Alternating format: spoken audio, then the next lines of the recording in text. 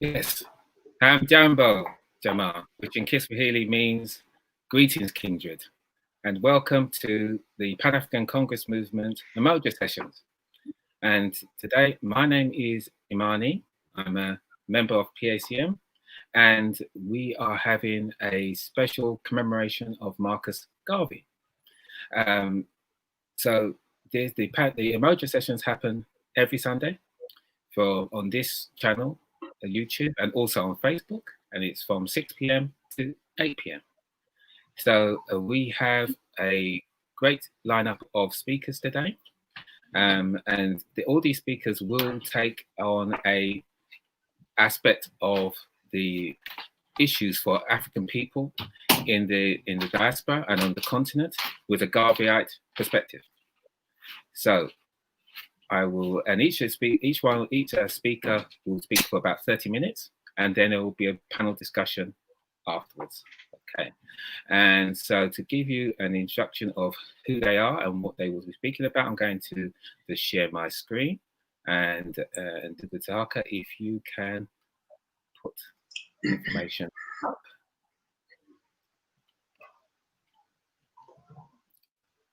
So,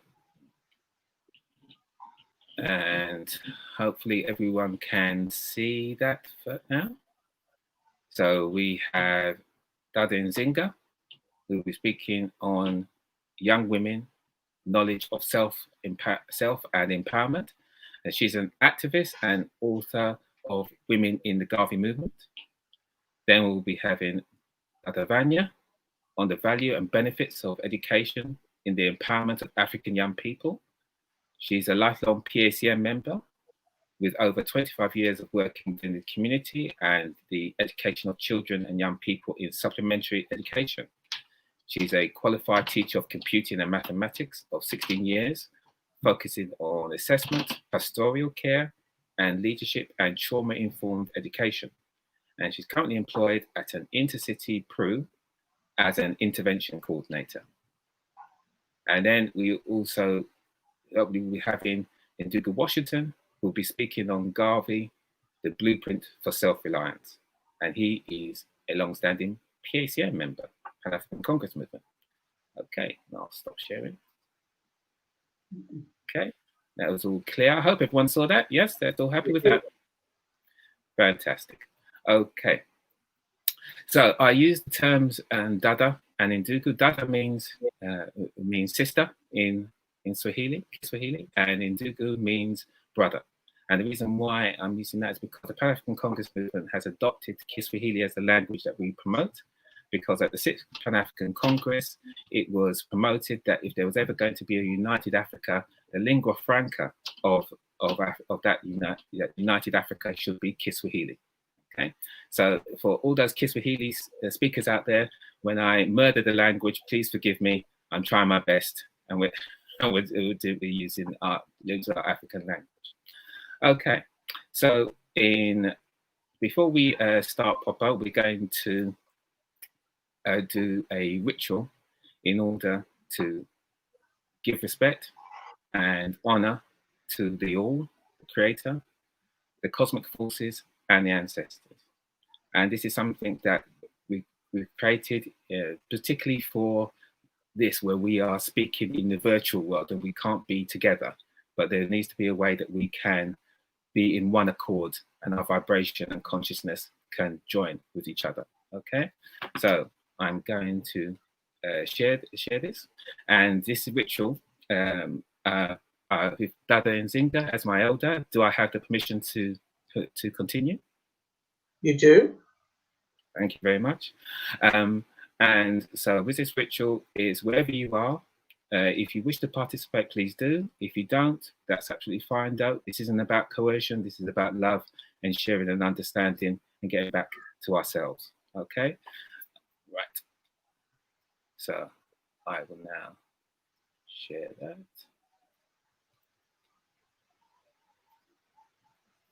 Yes, so this ritual is called Mabadiliko ya Nishati, changing of energy, okay?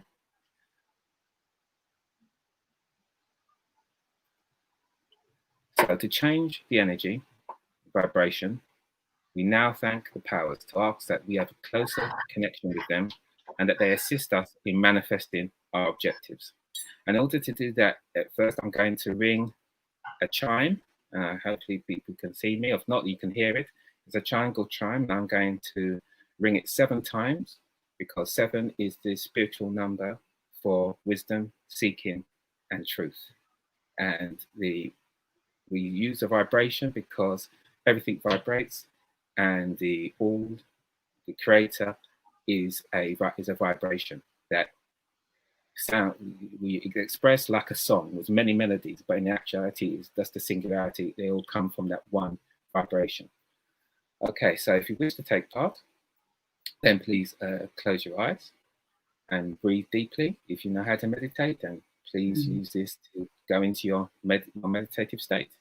Okay, so let the sound of the chime go around you, over you, and through you, and that will allow us to start to become one in the space we're in, and also with the universal consciousness and with each other. So I'll begin.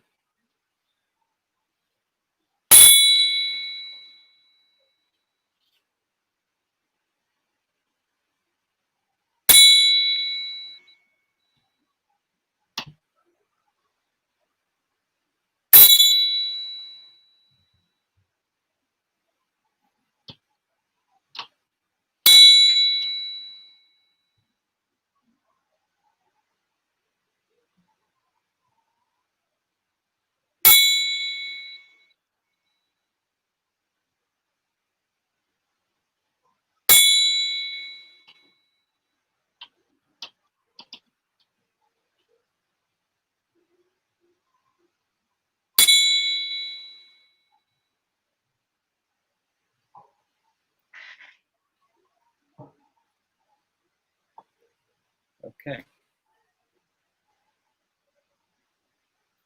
So I'll continue. So now we will call upon the powers. The first is the first ancestor, the creator. And this is call and response. So I'll say it, and then we together can say this in Kiswahili, Sisi ni kitu kimoja, which means we are one, or we are the same thing. Okay, so I'll begin. Ninaomba ya muumba awote. Sisi ni kitu kimoja. Ninaomba ya nebecha. Sisi ni kitu kimoja.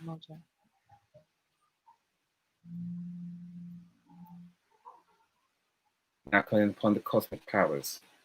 Ninaomba kanuni na nguvu ya shu.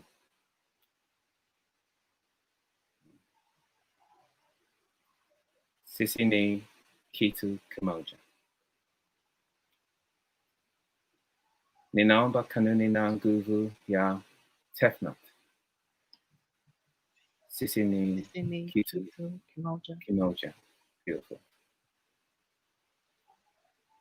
Ninaomba kanuni na nguvu ya Nut. Sisi ni kitu Kimoja. And now I'll start to call upon the powers, the cosmic powers that are represented in the Kemetic tree of life, or the Palt Neteru. Ninaomba kanuni na nguvu ya Geb. Sisi ni kitu kimoja.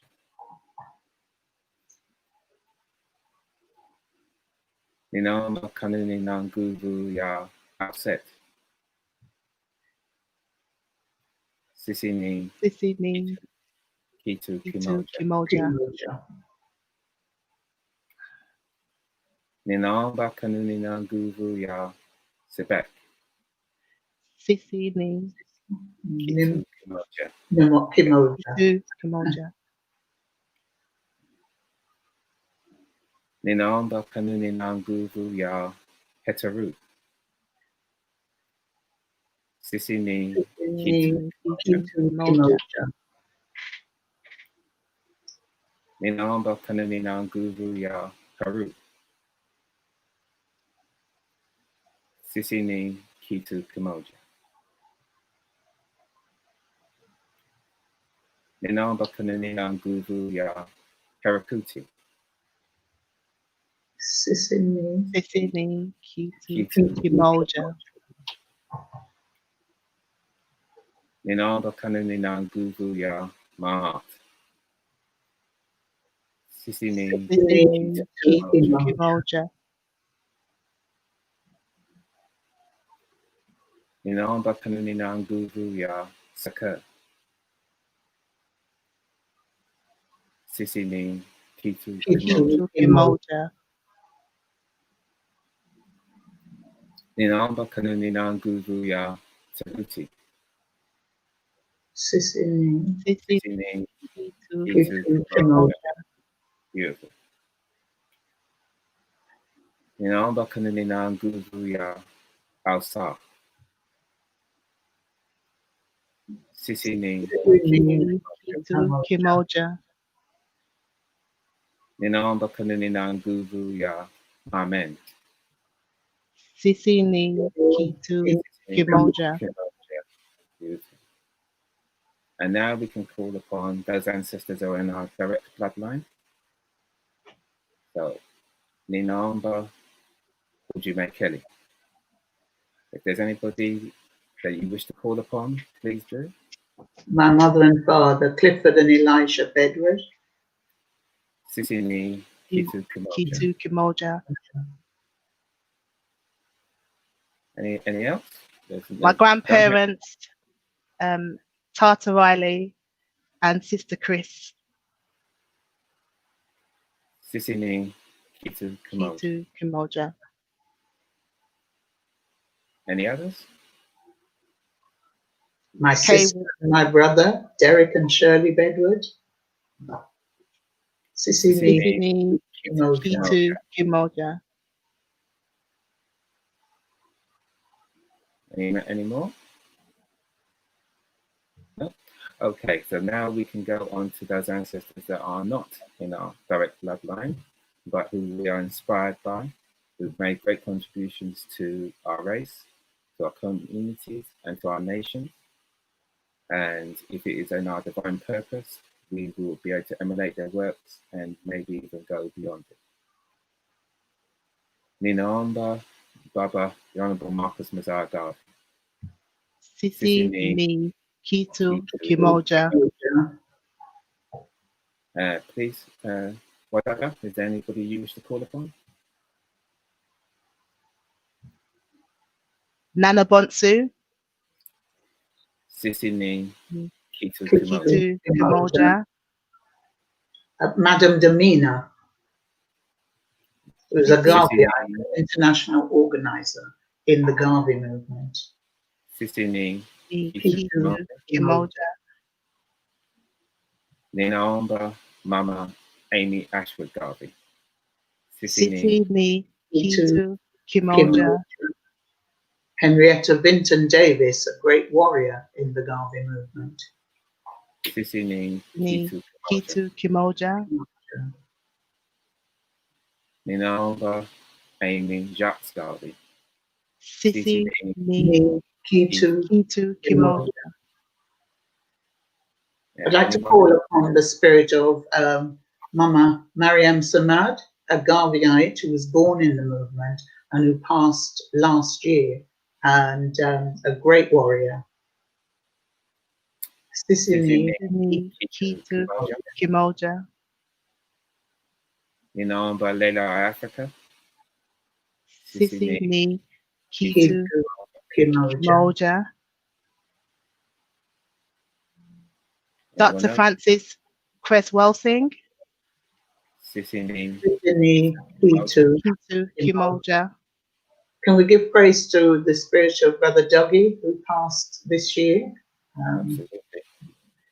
Sisini Kitu Umoja. And in the same spirit, Sister Nkechi of the Al-Qaeda Revivalist Movement. Thank you. I was trying to remember her name.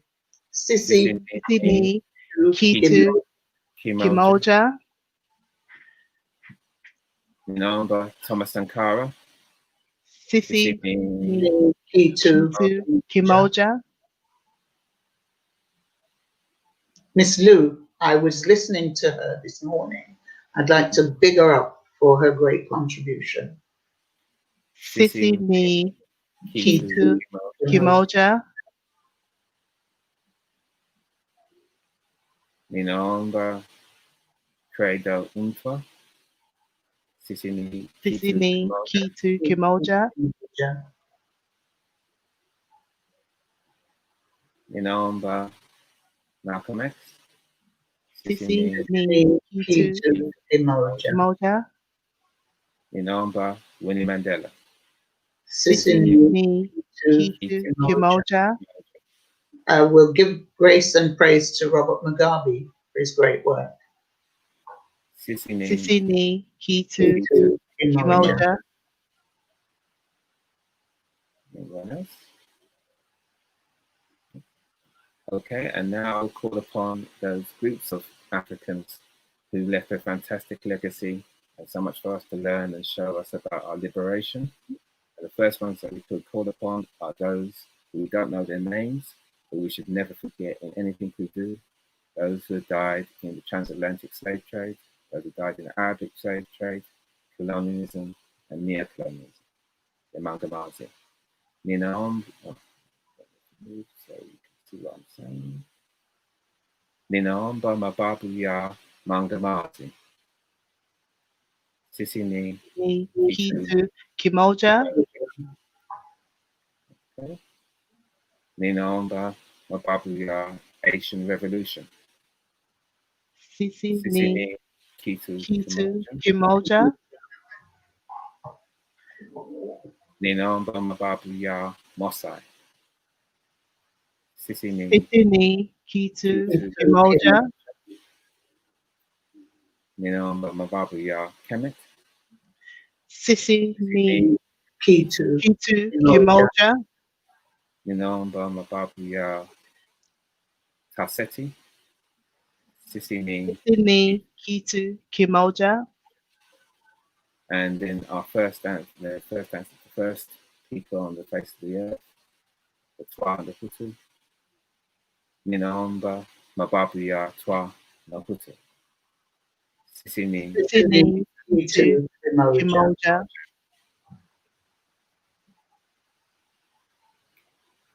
And now I call upon those living that defend us and those ancestors yet to be born. Nina waomba wanaishi ambao wakitetea sisi na wale mababu ambao bado hawajazaliwa. Sisi ni Kitu Kimoja. And finally, we end on the affirmation that the will of the all is our will. Mapenzi ya wote ni mapenzi yetu. And that is it. Thank you very much. Thank you. Thank you. So stop sharing. There we go. Asante sana ndugu Tahaka. Okay, so let's see. There we are. So, so we are going to start with the presentations. It's a very special month, of course. Mosiah month of Garvey. It's also in the 1st of August was the first international UNIA conference that I believe that 25 countries were of the African diaspora were represented, and over 25,000 people filled Madison Square Gardens in 100 years ago in 1920 to hear Garvey speak at that conference, which was the sixth anniversary of the UNIA. And it's also 100 years for the establishment by the UNIA of the red, black, and green flag. So this is a very special year, a very special month. But we are now going to, we're going to have the first presentation by Dr. Nzingha. And what I'll ask people do is who are welcome and are watching, if you would please put your comments in the chat. And Ndugu Tahaka has done a fantastic job managing from behind. he will put them up on screen, put them on the screen at the end, and then people can, then those questions could be put to the speakers themselves if there's a particular question, or generally to the panel. Okay, and hopefully, Nzingha Washington will join us soon. Okay, so I will now hand over to Dada Nzingha Assata. Thank you very much. Thank you, Brother Imani. Greetings, African people. Thank you for inviting me to participate in the Garvey celebrations. The topic that I've been asked to speak to is about young women and knowledge of self-empowerment. And I'm going to do this by examining this in relation to the legacy of the women of the Garvey movement, as we are now commemorating the Garvey organization and its work and impact on our communities. And I want to draw on this legacy to suggest how we can use this as a framework for how we contribute to the growth and development of our people. And so I'm going to start with a quote from, there's a book called Garvey, His Work and Impact, which is a compilation of the 1987 centenary celebration held at the University of the West Indies in Kingston, Jamaica. And I was very privileged to be in attendance at that conference. And I just want to share a few words, as I've said, from that book. And it's about women's leadership and participation in the UNIA. And through my presentation, I will link that to what I would suggest young women, how they use that to empower themselves so that they can decide where they want to fit in to the liberation struggles of people of African origin. So first, the participation of women in the leadership of the Garvey organization is one of the most striking features of the association.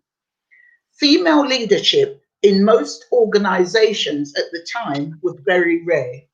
However, the UNIA both insisted on it as a principle and in practice produced many dynamic women in leadership roles. The style of the Garvey female leadership was varied. Garvey's two wives, for instance, had very different styles, but both were very powerful leaders in their own right. Now, apart from the Garvey wives, there were many other women active in the leadership of the movement, both at the local level and at the level of the executive. Henrietta Vincent Davis, for example, was at one time President General and international organizer and was part of a delegation to Liberia whilst Garvey was imprisoned in the Tombs prison in Atlanta.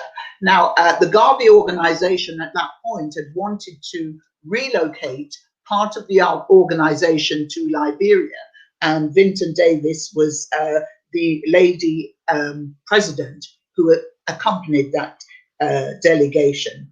Now, the UNIA as an organization was unique in that it always kept a place on the executive for a lady president and a lady vice president. In addition to women's involvement in the leadership, large numbers of women participated in all of the organization's activities.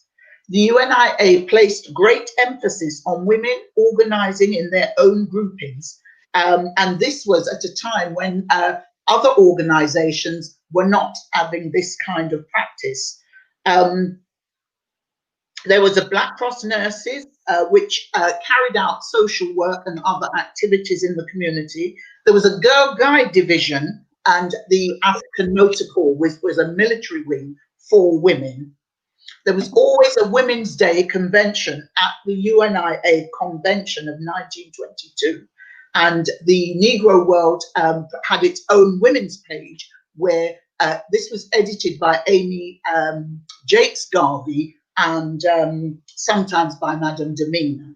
So I'm just using that to show you that the Garvey movement has a great framework already in existence for young women to use as a model for deciding how and where they want to contribute in the liberation work that needs to be done to move our people forward. I'm going to move on now to look at a quote from Frantz Fanon. And I want to share this quote because it speaks to the power that we have to utilize to decide what our mission is and how we're going to activate that in the society. So Frantz Fanon was born in the West Indies in Martinique, but he was an Algerian psychiatrist and also a revolutionary activist who took part in the Algerian Revolution against the French. And he tells us that each generation must, out of relative obscurity, discover its mission and fulfill it or betray it. Now, what this means essentially is that we all have a responsibility for contributing to work that will develop ourselves, our families, our community, and our nation during our life, our journey through life. How and what the contribution will be for young people will depend on the political ideology that they grow to subscribe to. Some people will be Pan-African nationalists. Others, as we know in the community, are socialists. Some begin to religious organizations. And obviously, we are not in a position to say to a young person, women in particular, or to indeed anyone, that you must do this or you must do that. But as we've heard from the message from Fanon, each generation must find its mission, and you can either betray it or do the work that will be necessary to fulfill it. So, what does it mean to be self-empowered? When I had a look in the dictionary, there are many different definitions for power. But one that I chose from it was power means possessing great authority or great influence. Dr. Wade Nobles tells us that power is the ability to define reality and to have others respond to it as if the definition was their own. So your reality is what you are going to create by educating, informing yourself. You can do this by, as I've said, looking at the legacy of the women in the Garvey movement, but also of the Garvey movement as a whole. There are many other frameworks within our community that can be looked at, so that when you're deciding where you want to position yourself in the world and what you want your contribution to be, you can be basing that on an informed decision. What does it mean to you to be powerful? What are the things that you believe are important, for which you are willing to take a stand, for which you are willing to fight, and for which, if necessary, you are willing to die? Now, as I've said earlier, I'm not going to tell you what your position should be. I'm going to leave you to make that decision for yourself. But I want to share something with you from The Philosophy and Opinions of Marcus Garvey, volumes 1 and 2. And this book, as we know, was edited by Amy Jacques Garvey, the second wife of the great Marcus Messiah Garvey. And I want to actually just mention the importance of this book. You know, when we often distance ourselves from seeing Garveyites and the people who built the UNIA ACL as somehow distant and, you know, great, amazing people, which, yes, they were. But I also want us to recognize that they were people just like ourselves, young people, because in fact, Amy Jacques, when she produced Philosophy and Opinions of Marcus Garvey, volumes 1 and 2, she was just 23 years old, because when she married Garvey, Garvey was then imprisoned in the Tubes prison. And because she had been his personal secretary, she had been collecting his speeches and other presentations. And so she put together the Philosophy and Opinions so that she could circulate it around the world, so that people could get an understanding of what Garvey and Garveyism stood for. And she financed this from her own pocket. So I'm just saying that to say that we need to understand that these were young people. Garvey himself, when he started the UNIA, was just 27. So I just I don't want us to think, oh, these people did this, and I'm young, I can't do this. Yes, you can do this. And in fact, part of your responsibility is to decide where you want to fit in and take part in that work. So from page 21 of Philosophy and Opinion, Garvey says that power is the only argument that satisfies man. Except the individual, the race or nation has power that is exclusive. It means that that individual, race or nation will be bound by the will of the other who possesses this great qualification. It is the physical and pugilistic power of Harry Wills that makes white men afraid to fight him. It is the Teutonic and industrial power that kept Europe as a dictator and an economic and scientific policy in Europe. It is the commercial and financial power of the United States of America that makes her the greatest banker in the world. Hence, it is advisable for the African to get power of every kind. Power in education, science, industry, politics, and higher government. That kind of power that will stand out significantly so that other races and nations can see. And if they will not see, then feel.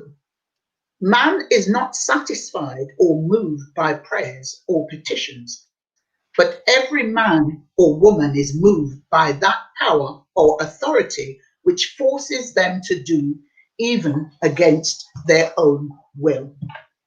So coming back now, I wanted to use that to show that as a people, we have to assert ourselves and we have to get on board the work that is being done to improve our people's consciousness, to ensure that we once again become self-reliant and that we uplift ourselves so that we can do the work that, if you like, is going to free us from the colonialists and near-colonialists who continue to make the lives of our people a misery.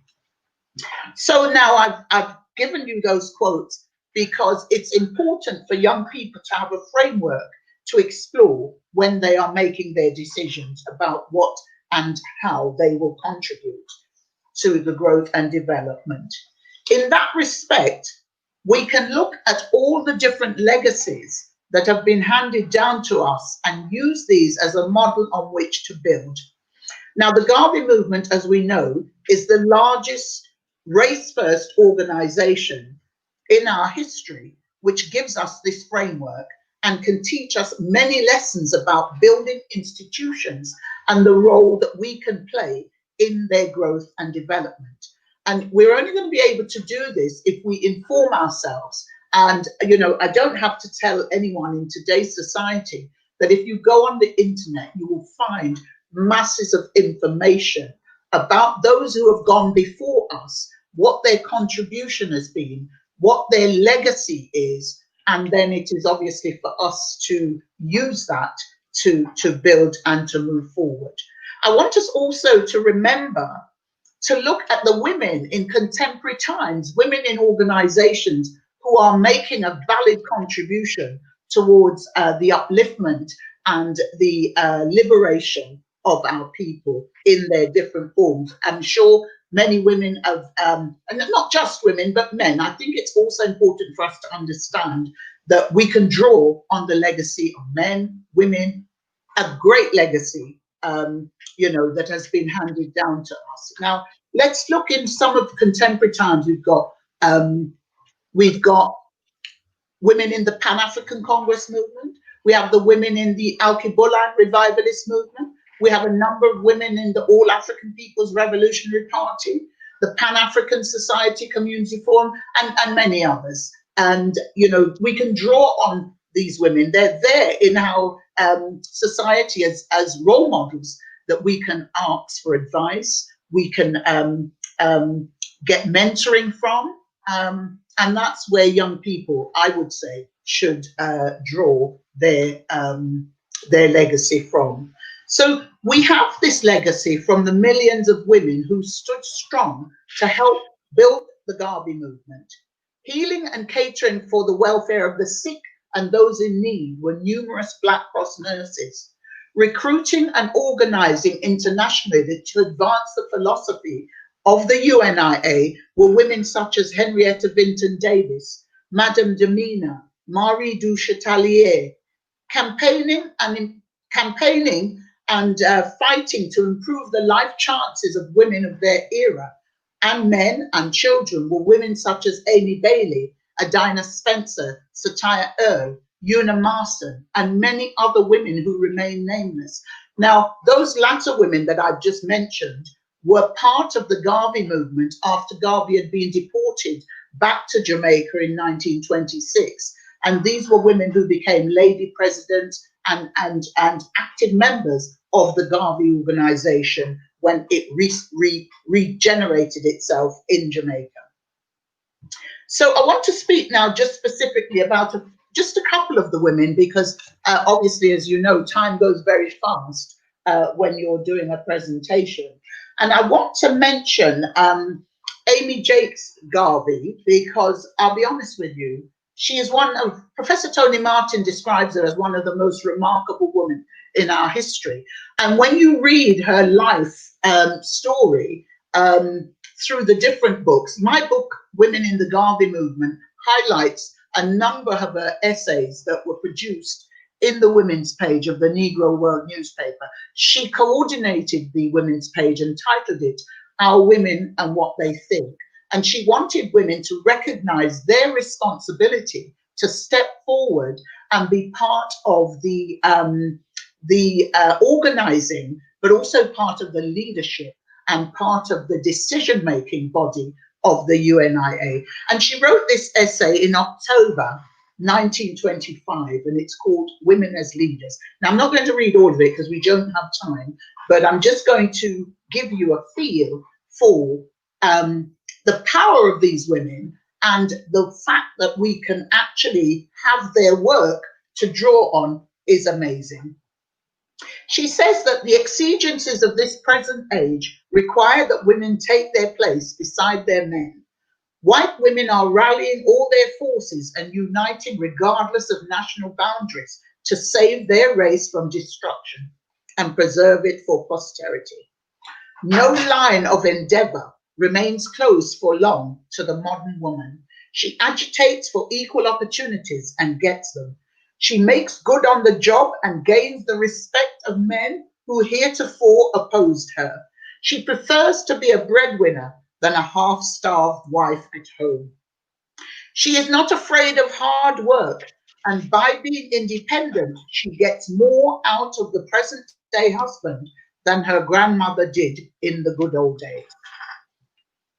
Towards the end, she says, "Be not discouraged, Black women of the world, but push forward, regardless of the lack of appreciation shown you. A race must be saved. A country must be redeemed.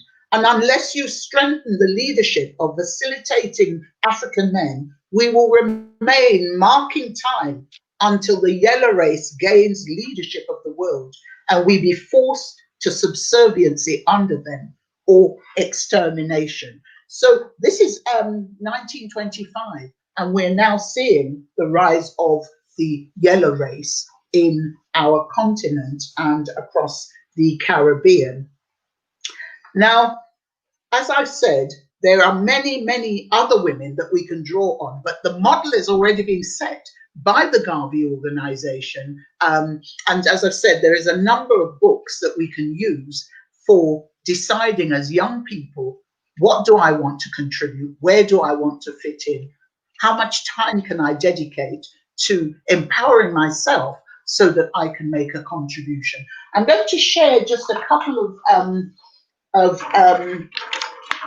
pieces about a couple of young women too in their day, to show just how we use activism to move our people forward, to awaken our people to a level of consciousness where they know that they have a responsibility to act. And this is really what I want to drum home for young people.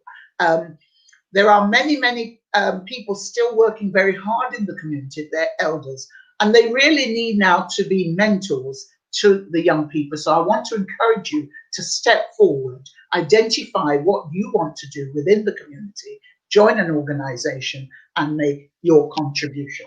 So I want to talk about Queen Mother Marianne Samad. And I want to talk about her because she passed and left us last year. I actually knew her personally. I met her at the Garvey Centenary Conference at the University of the West Indies in October 1987. And I had the great privilege of seeing her show the Black Angels that have been created by the UNIA to change the mindset of our people. There were Black angels, Black dolls, and other artifacts, which was used to improve and change the education narrative of our people. She also had a Garvey Museum, which she created in her yard. Now, as those of you who are Caribbean and have lived in the Caribbean or visited will know, we don't have little gardens with our houses. You tend to have a huge yard. And she created a Garvey Museum in that yard where she taught children and anyone who wanted to learn about Garvey and his work and impact. And that museum has actually been left to be managed by Liberty Hall, the Garvey Multimedia Museum, which is at 76 King Street in downtown Kingston. And I would certainly encourage anyone who's visiting Jamaica to look it up and go and see that. Now, the other things that she contributed in her life was to teach. She was actually an American, married to a Jamaican, and when her husband retired, they returned home to live in Kingston in Jamaica. But in the Americas, she used to teach Garveyism and Pan-Africanism in the school system. She created the Sankova Nubian School for the promotion of Garveyism. Her parents were Garveyites, so she was born into the movement and spent her whole life defending, teaching, and positioning Garvey as, a way forward for our people. Another sister I want to mention is Beverly Hamilton. Now, I've met and worked with Bev. She actually passed away in 2013, but I want to highlight her work because when I first went back to Jamaica in 1998 to actually live, I used to work with her and a sister called Gerline Bean. We would organize, and Washington Alcott, who's going to be speaking later, and we would organize Africa Liberation celebrations in Kingston. And she always organized in August cultural celebrations to highlight Garvey's work and to ensure that the population in Jamaica kept abreast of Garvey's contribution to the liberation struggles of our people. She also wrote a plan for how the Jamaican education system could implement Garvey and Garveyism into the school system. And she sent that plan to the Ministry of Education. And clearly most of us can see that they've obviously not bothered to implement that because Garvey, we're still getting young people coming out of Jamaica who know very little, if anything, about Garvey. I remember in October 1993 at the Jamaica School of Drama being party to the work that she did with a dramatization of a play about Garvey's philosophy and opinions, which was titled The Visit. She was also one of the supporters and assisted with the creation of the Garvey Multimedia Museum at Liberty Hall. So I wanted to highlight them because often we do talk about the leading women who we know, Amy Ashwood Garvey, Amy Jakes Garvey, Henrietta Vinton Davis. But I want to bring to the fore some of the other women who contributed. And the reason for that is so that we can see there's diverse ranges of women in that movement. Not everybody was doing the same thing. We had journalists. We had a young woman called Lillian Galloway, who was the coordinator of the Negro World Printing Press. And you know, she was responsible for printing and publishing the Negro World newspaper, as well as all of the documentation that the UNIA was responsible for putting out as part of its information system. Queen Mother More, another ardent Garveyite who was born in America. Now, many of us in the community actually know Queen Mother More because she used to come here and she would host events at the Queen Mother More Saturday School in Clapham, which was coordinated by our elder Reverend Huey Andrews. And I met her myself on many occasions because my children were two of the first people to attend that Saturday school. And Queen Mother More tells us that we must correct history. We have a responsibility to correct the damage that has been done to us. She was also an ardent reparations activist. And, you know, so we're looking at, as I've said, a diverse range of women, women who were prepared to stand up and be counted, women who, you know, they saw the issues facing our people, and they didn't just say, well, you know what, this is hard, I'm not going to get on board. They wrote letters, they organized demonstrations, they were active in many. Amy Bailey was a school teacher in Jamaica. She she really strongly believed in Garvey's philosophy on race and also on self-reliance. She, as well as people like Una Marsden and Satya Earl in Jamaica, created a Save the Children Fund there in Jamaica to assist the life chances of women, children, and our men at a time in Jamaica in the 30s when poverty was rife and things were really, really hard. Thank you. And so, you know, we have models to build on, young people. So we really don't necessarily, I'm not saying that we mustn't read contemporary things and use them if that's good for us, but we have a responsibility to look at the legacy that we have inherited and to look at how we're going to use that to move forward. Now, I'm going to be winding up shortly because I can see from the screen that I've got just 5 minutes left. But I want us to encourage young women to know that there are other women from the Garvey movement and other organizations who have been very proactive in lifting the spirit and the life chances of our people. The women, as I've said, were young, just like you, so don't use that as an excuse to not step forward and be part of the work. Garvey women of the 20th century led a movement which drew women out of the home and immersed them in public life. The work that they have created is a legacy for the African woman who has a right to demand her rightful place in the liberation struggles of our people. So what can we draw from their legacy? There is a legacy that we can use for shaping our history. We can use it to work out what we want to add to nation building and how we can make a difference. We can use it to provide a framework as young people on which you can model your own behavior and your contribution. And I want to make some suggestions. When you're in the community deciding where you want to place your race liberation work, identify the issues in our community, identify what needs to be done and by whom. Examine yourself to identify what role you want to take on. Be honest about what you can and can't do in the community. And if you commit to something, deliver it. Don't mess about. Don't look at what anyone else is doing or not doing. You are not them. Position yourself where you want to be. Don't be a time waster in the community, promising to do things, but then don't deliver. It's very frustrating and it creates demoralization for those who are actively organizing. I'm going to finish now by giving you some reference books that you might want to have a look at. And we have a book on the life and work of Amy Ashwood Garvey, a strong Pan-Africanist.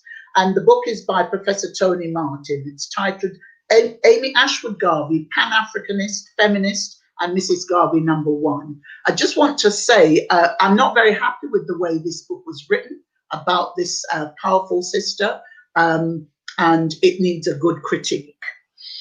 Women in the Garvey Movement book and poster, which is my own book and poster, and I know Brother Tankara is going to put my email in the in his documentation, so that if people want a copy, they can get that. Garvey and Garveyism, which was a book written by Amy Jacques Garvey, which highlights her life and work with Marcus Garvey and their work in the United States. There's a book called The Veiled Garvey by Yvette Taylor, and also the essay Women as Leaders is also featured in the book Daughters of Africa by Margaret Busby. Well, thank you very much indeed for listening, and I hope I've given you some information to think on when you're deciding how you want to position yourself for race work. Thank you very much. Thank you so much, Nzingha. That was brilliant and so informative. And thank you for keeping to the time, because you have a wealth of knowledge and you really did condense that down so brilliantly. And I think it was very inspiring for young women to hear that. And there was some really good advice regarding how we should behave in the community when we're part of organisation. I was thinking part of an organisation that is for good for men and women. But yeah, so that was beautiful. So thank you very much. So now we will be going to, oh yes, and also regarding those the references books, when you write your when you give your information to Ndugu Tahaka for the description box in YouTube, if you could put those references as well, so people can go and research those things as well as of course your own book. Okay, so now we'll be moving on to Dada Vanya. Yes, yeah, brilliant, thank you. So we will be now going on to Dada Vanya, who will be, again, we said will be speaking on the value and benefits of education in the empowerment of African young people. So thank you, Dada Vanya, and over to you. Thank you, Brother Imani. Brother Tahaka, I'm just sharing my screen. Hopefully it should come out. And greetings, African family and everybody. Thank you as well to Elder Nzingha for your presentation. And in particular, when you started to speak about looking back in terms of our history as a foundation for what we want to move on towards, to develop ourselves and to continue to progress as an African race. So my talk is on the value and benefits of education in the empowerment of African young people. And before I start the talk, I just want to share with you a story, and it's a story some of you might have heard before already, but please do indulge me. In the mid-60s, a 14-year-old girl arrived in this country in a town called Wolverhampton from Jamaica. And when she arrived here, she was happy to come to this country to be learning. In particular, she had the aspirations of wanting to be a teacher. And this young girl, she was interested in learning, very eloquent, enjoyed reading, and in particular, one of her favorite subjects was history. It just so happens one day her teacher decided in a history lesson to teach and mentioned within that lesson about the fact that African people lived in caves. So this young girl, because of how her family had brought her up, they taught her the importance and value of who she is, and in particular about what it means to be an African. So she has a sense of self. And what this young girl at the time, she challenged the teacher about it. And the teacher, whose back was up, decided to respond by taking off history and the school by taking off the history subject for the remainder of the entire year. In addition to this, her teachers at the time, when she mentioned about wanting her ambitions of becoming a teacher, their ambitions for this young girl was very much different from what she wanted to. They were less than expected. Now, move on approximately 50 years later, this elder is now a queen and a still one in our community, and not just in our community, in terms of the work that she does around mental health and well-being for Africans, and in particular, the work that she does is now held up to a high standard and is deemed by a number of different organisations here within the UK. Now, the reason why I brought this up, and in particular to do with the presentation about the value and benefits of education in the empowerment of African young people, is about how we as a community start to look at what are we embedding and what do we do we see as being important around education. So to put this into context,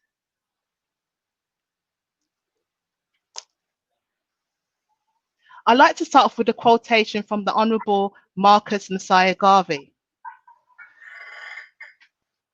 Just to be clear, can Brother Tahaka or Brother Imani, can you see my screen as well? Can't see it. Oh, we can see your screen now. Oh, you can see it now. Okay, that's fine. So starting off with a quotation, it's one that's very well known. A people without the knowledge of their past history, origin, and culture is like a tree without roots. And I want us just to think about this quote in particular and what this means in terms of benefits and values for young people and empowerment, and how in terms of education, this is important. So since this year, there's been a number of different issues that have been affecting, that will be impacting our young people and children in particular. So I've got a number of different issues that have been mentioned here. We've got the fact that in terms of with lockdown, young people and children have been missing out on lessons, the awarding of grades for GCSEs, A-levels and BTECs, issues relating to Black people and hairstyles, and a number of different issues. And I want us just to think about this and how it impacts upon young people and in terms of how they think and view upon themselves. So lockdown happened around mid-March, and what this meant is whether you were at school, nursery school, you're at college, university, it meant you weren't going from the middle of March, and you probably won't be returning back until September. And what this means in terms of for families and for parents and for us all is it helps us to reevaluate and also to kind of think of the difference between schooling and education, because one of the discourse comes about as if the education, it happens at school, rather than the fact that in terms of education, it's a lot more than that. So in terms of schooling, young people go to school, they get a batch of qualifications at 16 and 18, and in the UK, the school leavers age is now changed from it being 16 to 18, which means young people now need to make sure they're either in some type of apprenticeship or in some type of qualification-based education, whether this is A-levels or more vocational-based like BTECs and so on. Within school, there might be some aspects of the curriculum which is working around in terms of how you're socializing with other young people, and also it'll be looking at things related to sex and relationship education. However, in terms of parents, especially with lockdown happening, having to think about education, parents and also the community have had to take on board a lot more of the academic curriculum. And what this helps to do in some sense as an opportunity is to get us to start thinking about, in terms of education, what is it that we mean and what does this mean for us as an African race? So some of the things when we think about education is that schooling and the academic base is important, but in addition to this, it also includes, and I think about this in terms of my own upbringing and also the upbringing of young people and children within my community, it also includes having a sense of identity and self. So this means, for instance, understanding who we are as Africans within terms of our history. It also means for us understanding in terms of our own family histories, in terms of where our grandparents, great-grandparents are from, and what that means in terms of that. Having an identification of spiritual identity, and also having an understanding of what our role is in terms of as we're growing towards being young men and women who are contributing towards the upliftment of who we are as an African people. So in terms of thinking about this, I then began to think about, when we talk about values, we're talking about what is it that we want for our young people? What is it that we deem as being important? And I've got here built on values in terms of the foundation, nurtured through culture, thinking very carefully about what it is we want for our young people. It includes things such as the type of events that our children and young people are attending. It includes about culture, how we do things, what our way of life is. And I've mentioned here as well about structured by the rites of passage. So I've got here, you can just about see it, I've got here the rites of passage cycle from birth all the way through to ancestry and reincarnation. So it's got here some key points. And I began to think about, well, what does this mean for families and our community as we're looking at our own children and young people and some of the benchmarks we're looking at there? Because as we're raising children and young people, there's differences and physical differences from birth all the way up to 18. So I've got this based upon what happens around the national curriculum, key stage benchmarks, and using those years as a way to start looking at defining certain things happening and thinking carefully about the education there.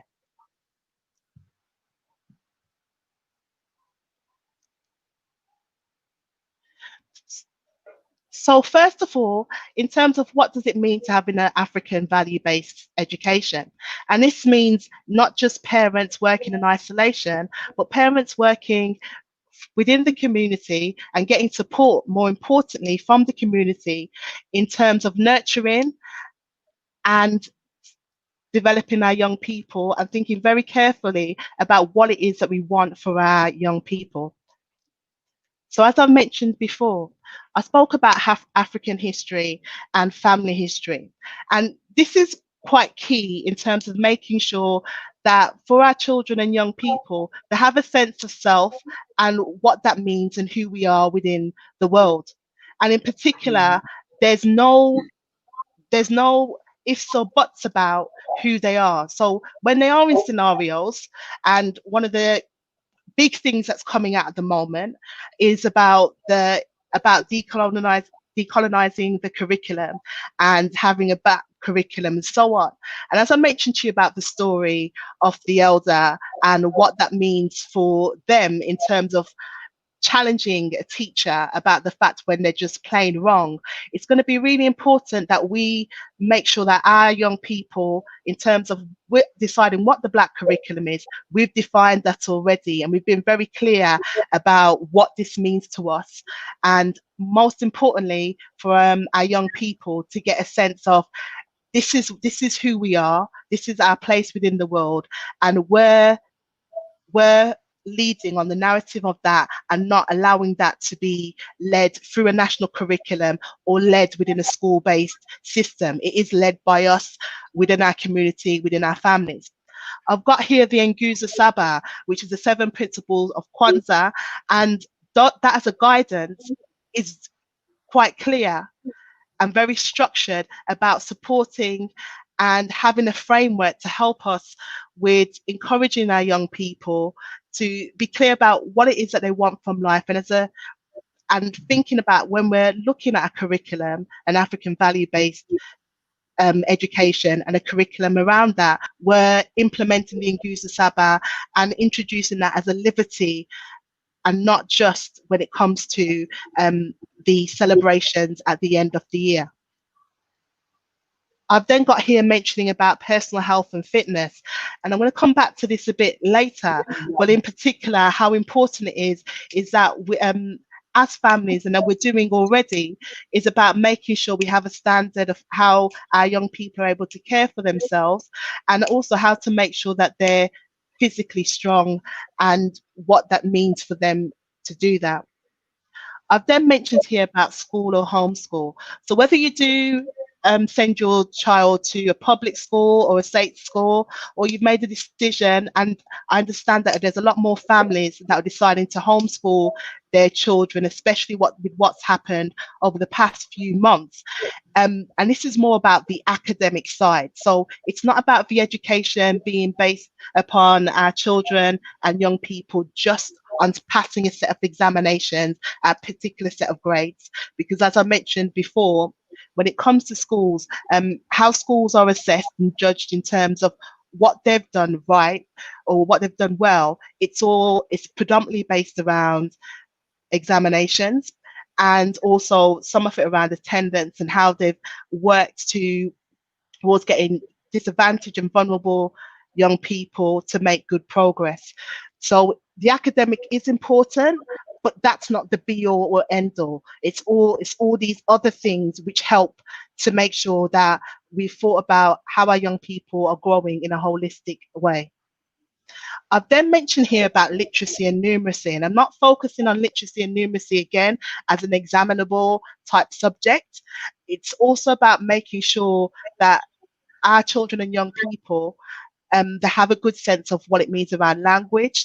We've also thought very carefully about when it comes to reading, not just whether it's through social media, but also the types of books we want them to be reading beyond the school curriculum. So it's reading whether it's for pleasure, reading for information, and for us as families thinking and community thinking about what that means. I've then got here mention about numeracy, and it's important to have a sense of what this means about how numbers work and how we use numbers in our day-to-day life. And some of this, in terms of thinking about literacy and numeracy and thinking about some of the work I've been working on in particular over the past few months with a number of schools, is about literacy and numeracy. It's based upon things that are actually happening. So one of the things, especially at the very beginning of the year, where there was a lot of information that was out there about COVID-19, a lot of it would be looking at, well, what do some of the words mean? So for instance, understanding the difference between epidemic and pandemic and seeing where that comes from, looking at with numeracy how they're able to read statistics and read charts. And this is really important because that information and data that's always going on, and not just for COVID-19, for anything. It's important that as a community and for our young people that have a very good grasp of what's happening, and it's something that's happening on a daily basis, and it's not just to pass exams, it is about enriching their lives. I've then got here about mental health and well-being, and this is something which is quite important in terms of making sure that when we focus, especially on the academic, sometimes it can be lost by thinking if they get the top grades, so within the grade 9s, GCSE, distinctions all the way at BTEC, A stars for A levels, double first for a bachelor's degree. If we haven't thought about how our young people are and making sure that they're mentally well and also resilient, even though they might appear to be doing well according to those benchmarks, it's really important to be thinking about, in terms of mental health and well-being, what are we doing to be safeguarding around that and supporting our young people with having good mental health and their well-being. And then finally, I've got here around media. Now, with media, and I remember a few years ago, Jawanda Jufu mentioned about the major influences that will be affecting young people, which involved the church, home, peers, and also it said TV at the time. So it just had to happen. It happened to be television. Whereas now, when we're looking in terms of media, it's not as straightforward as it would be from before. And there's a lot of really good things around technology and social media and how it's being used in a very positive way for many young people. But it is also about making sure within our families we're managing and looking out for our children and young people's well-being, especially when it comes to using social media and gaming, and also how they're using the tools, whether it's a mobile phone or tablet, and making sure it's being used in a very safe way.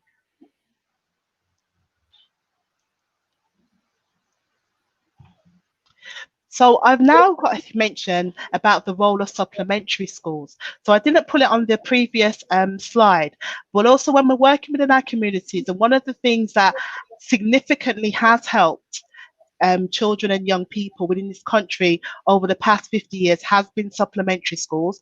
And a lot of this will be about support, in particular, initially around academic support, and also about cultural awareness and Black history. But over the past few years, there's been a lot more focus, in particular, about how we're developing our young people and nurturing them to have a sense of self. So I've got here some of the things that I've been working on with supplementary schools, and I've mentioned about the academic support, but I've also got here about cultural events and excursions. And when we're talking about values and benefits, by us allowing our young people through things such as supplementary schools, when they're performing at cultural events, and that allows them to have more confidence in terms of public speaking, in terms of presentations, in terms of having that routine and discipline to be able to practice, so they're able to do this confidently in front of not just their families, but within our wider communities, while still thinking in a very creative way about how we're learning who we are as a people. I've then got here about excursions, which are quite important in terms of not just day excursions. And I know I've worked many years ago with a number of different community events and supplementary schools, which is about more residential based excursions. And this is whereby, again, it's a very safe format. So it's not a case of you don't know who these people are. They're going to be people, parents in the local community, people that you'll see on a quite regular basis. And again, it's thinking very carefully about having an idea of who your child is actually connecting with, who they're socializing with, and in effect, try making sure you have an understanding and you've done this in a very safe way. I've then got here about celebrating success. So again, over the past couple of months, because things have been very different, and in the supplementary school that I've worked with, one of the things that we've looked at is, especially when we come to the end of the academic year, there would be some way of, well, how do we recognize that our young people, our children, are now moving up an academic year? And whilst we know the limitations of what's happened and the barriers around lockdown, it's about how do we celebrate that they've done lots of really good work, and for each academic year we still can find ways of doing this. I've done this virtually with a supplementary school, whereby we've done a virtual, it's pretty much like similar to what we've got here, where we've got a virtual celebratory type program, and I've done one in person whereby again, using social distancing and so on, we've had young people come to a venue and we've found an opportunity to celebrate success and think about how we do that. I've got a number of different activities in terms of what supplementary schools do, and we've got, this is a small example, but it gives you an idea about the importance of allowing our young people to see how, by being empowered, where we can determine about what we're going to be doing. They've got opportunities to be creative, to use the values, as I mentioned, from the Nzingha Assata, which is about being creative, having a sense of purpose, understanding their role in community, and recognizing, very important, about how they're going to be special, how they're being valued. What does that mean? How what they have to contribute is of importance too. I've got mentioned here the National Association of Black Supplementary Schools. So this is an organization. So for instance, if your child, if the child you know isn't currently attending one, if you are interested in finding out about a supplementary school which is close to where you are, do contact them and do find out what's around. And in addition to this, if there isn't anything, and if you're able to, then work with a group of people within your community, whether it's an organization or a group of parents, to develop your own. I can't stress enough about how important, especially with lockdown, one of the Saturday schools that I've worked with, how they've really helped in terms of just checking in with the young people, doing a range of activities. And again, this was mainly through using the technology with this to support these young people in terms of recognizing we can't meet face to face and we know the reasons why, but we still can do something. And I know also with one of the things the supplementary schools I've been working at is supporting our children and young people for when they do have to go back to school in September. So understanding that there will possibly be things different for when they're going around locally and going around with their schools and what that means, and just supporting them in general in terms of making sure their mental health and well-being isn't too damaged.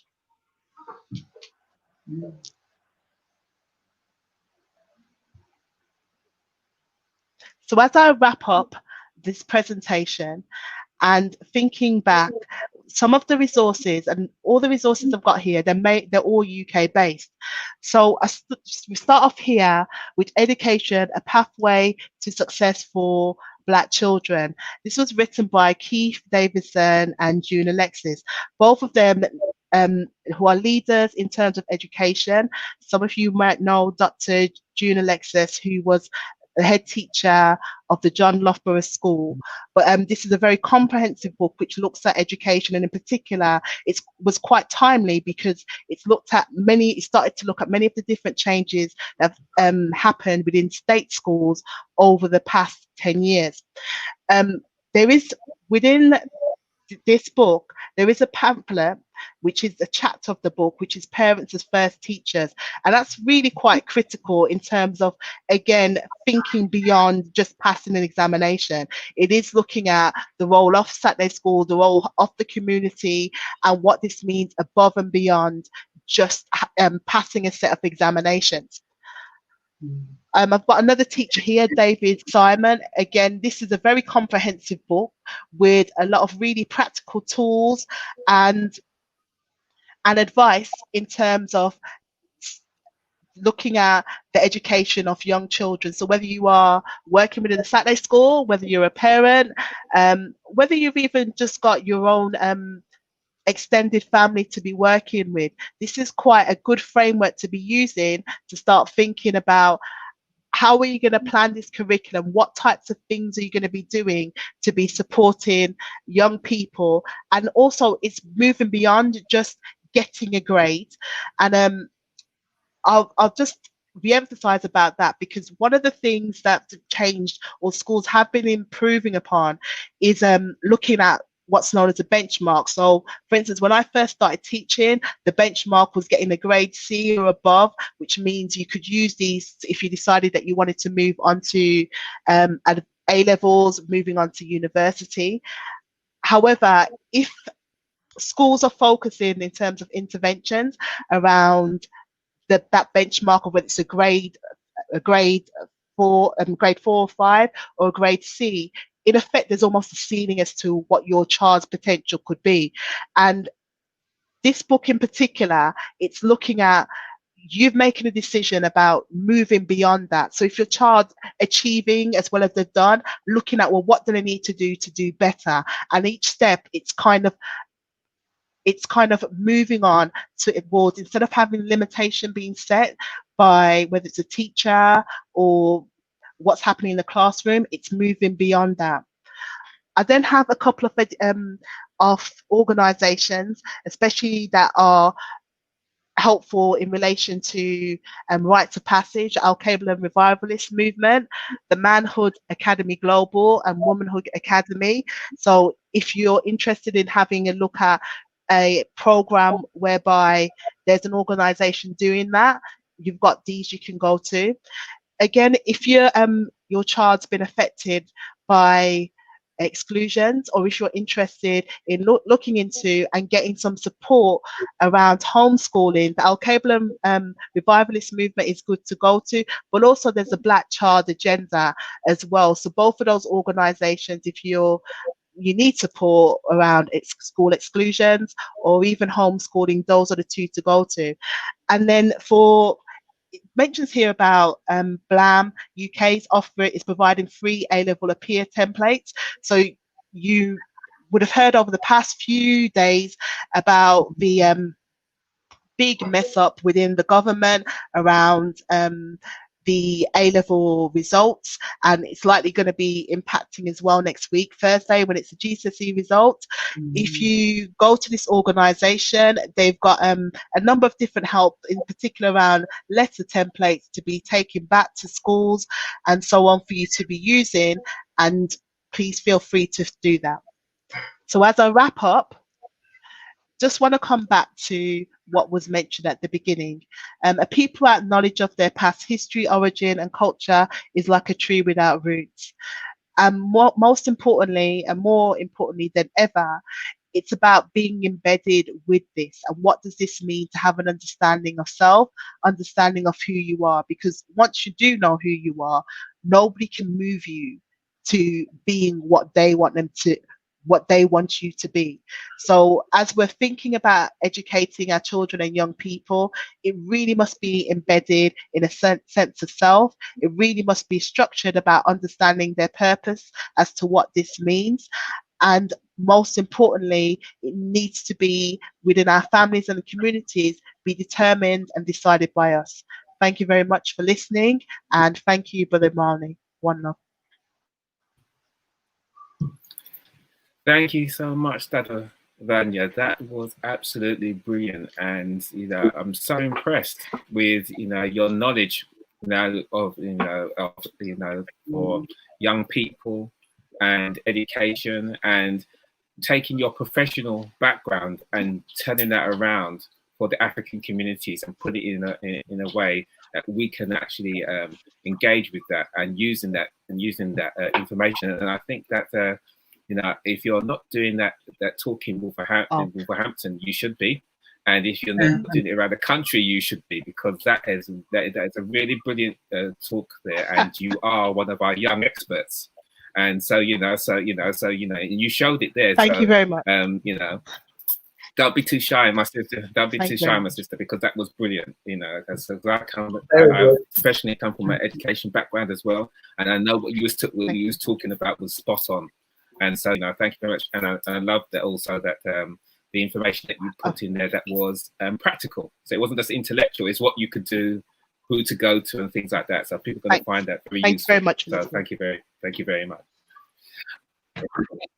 Okay, so we're now going to go on to our next speaker, and very glad to see Nzingha Washington here from Manchester branch.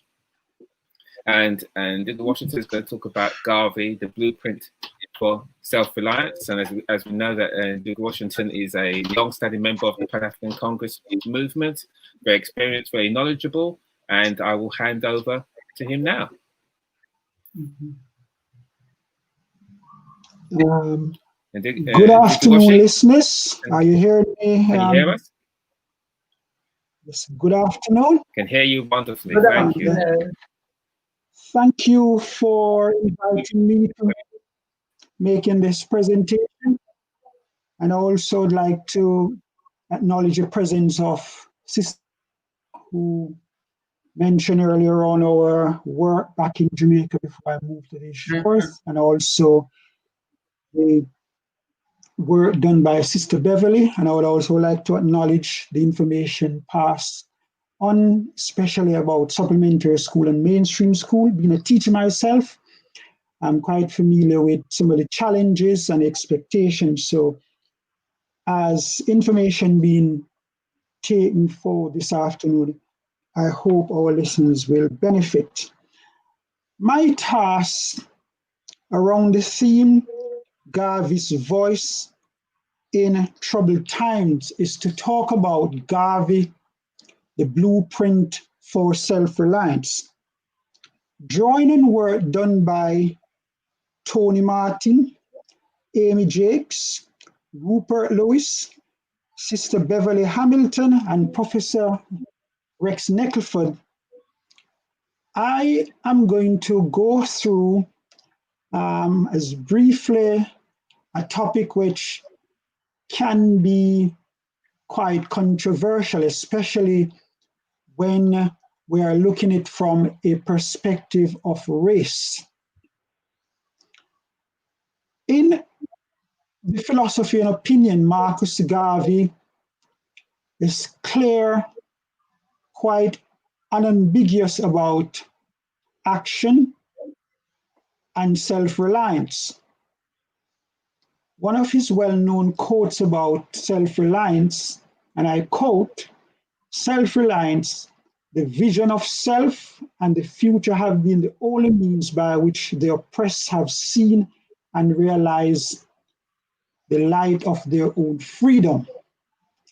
So the point here is self-reliance is a major tool in the quest for freedom, being able to actualize who you are, being able to carry out actions that satisfy the individual and the collective vision was important to the opinion of Marcus Garvey. In looking at the specific topic, Garvey and the blueprint for self-reliance, I would like to draw listeners to the work of Amos N. Wilson, who has the book, The Blueprint for Black Power, a Moral, Political, and Economic Imperative for the 21st Century. Much of what is written in this book mirrors so much of what Garvey's philosophy and opinions and teachings were and is still relevant for today's. Interestingly, the theme, Troubles Time, Garvey's voice in Troubles Time. And when you look back at Garvey's initial work, his first and initial attempt to build on Africa's and African liberation and to ensure that they know about their past history, their origin and their culture, much of this foundation began laying its work in Troubles Time, and that was around the First World War. And after that war, this Jamaican political leader, publisher, entrepreneur, orator, an actor, he was one of many talents, began to expound his teaching in the four corners of the world. As the past president of the United Negro Improvement Association and the African Community League, founder of the Black Star Liner, and part of the Back to Africa movement, both for those who are on the continent and those in the ancestral land. He wasted no time, despite the troubled times where the scramble for Africa was earnest. African people on the continent and in the diaspora who were no instigator of the war were asked to support their colonial powers. So it was troubled times. Fast forward, we are going through a pandemic, and of course, you want to ensure that regardless of the time we are going through, the relevance of his philosophy and opinion across many scholars and activists still remain with us. And hence, I would like to look at Garvey's blueprint for self-reliance with three pathways. I call these pathways because the way in which Garvey's philosophy and teachings were expounding and are still expected to be implemented, they required us to take steps and to ensure that they are carried out within expected and specific framework. So I have identified 3 pathways through which self-reliance forms a blueprint for the movement. Pathway 1, Black nationalism, which is the guiding philosophy for African people to reclaim and practice their African history and heritage. Pathway 2 is cultural liberation, and pathway 3 is economic emancipation. Brother, are you hearing me? Yes, indeed, Nzingha. Well, she can hear you clearly.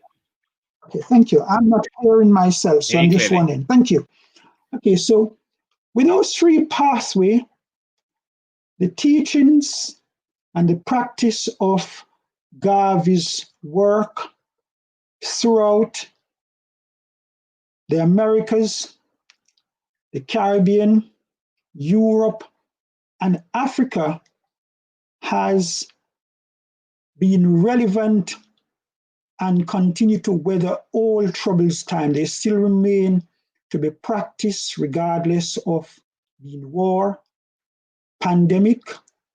They may be, like in the West, competition to overshadow some of the practices and reflections, i.e. commemoration that we carry out to actualize our African self-reliance. We still practice the teaching and philosophy of Marcus Garvey. Pathway 1. Garvey was very, very clear that in ensuring that the African people be who they are as part of actualizing yourself, Black nationalism. He advocated for a racial definition of who our national identity for. He, as opposed to multiculturalism. He was very clear in that as part of creating a self, an African who you are, Black nationalism.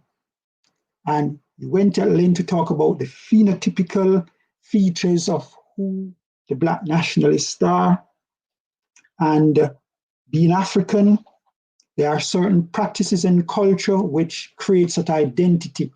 And with that identity, it goes with expectations that who will make you stand out as an African. He also made it very clear that there are different indigenous national philosophy about principle of national Africanist ideology, unity and self-determination, or independence from European society. But regardless of those, he was clear in making it out that part of being a self-reliant African, don't get mesmerized with identities that you're going to be given by European societies, particularly after colonialism began to wane, when colonialism began to become a less influencing force, particularly after World War II. Through the Universal Negro Improvement Association, particularly after 1910 and during the 1920s, he was able to galvanize the most powerful Black nationalist movement to date, claiming over 11 million members across the globe.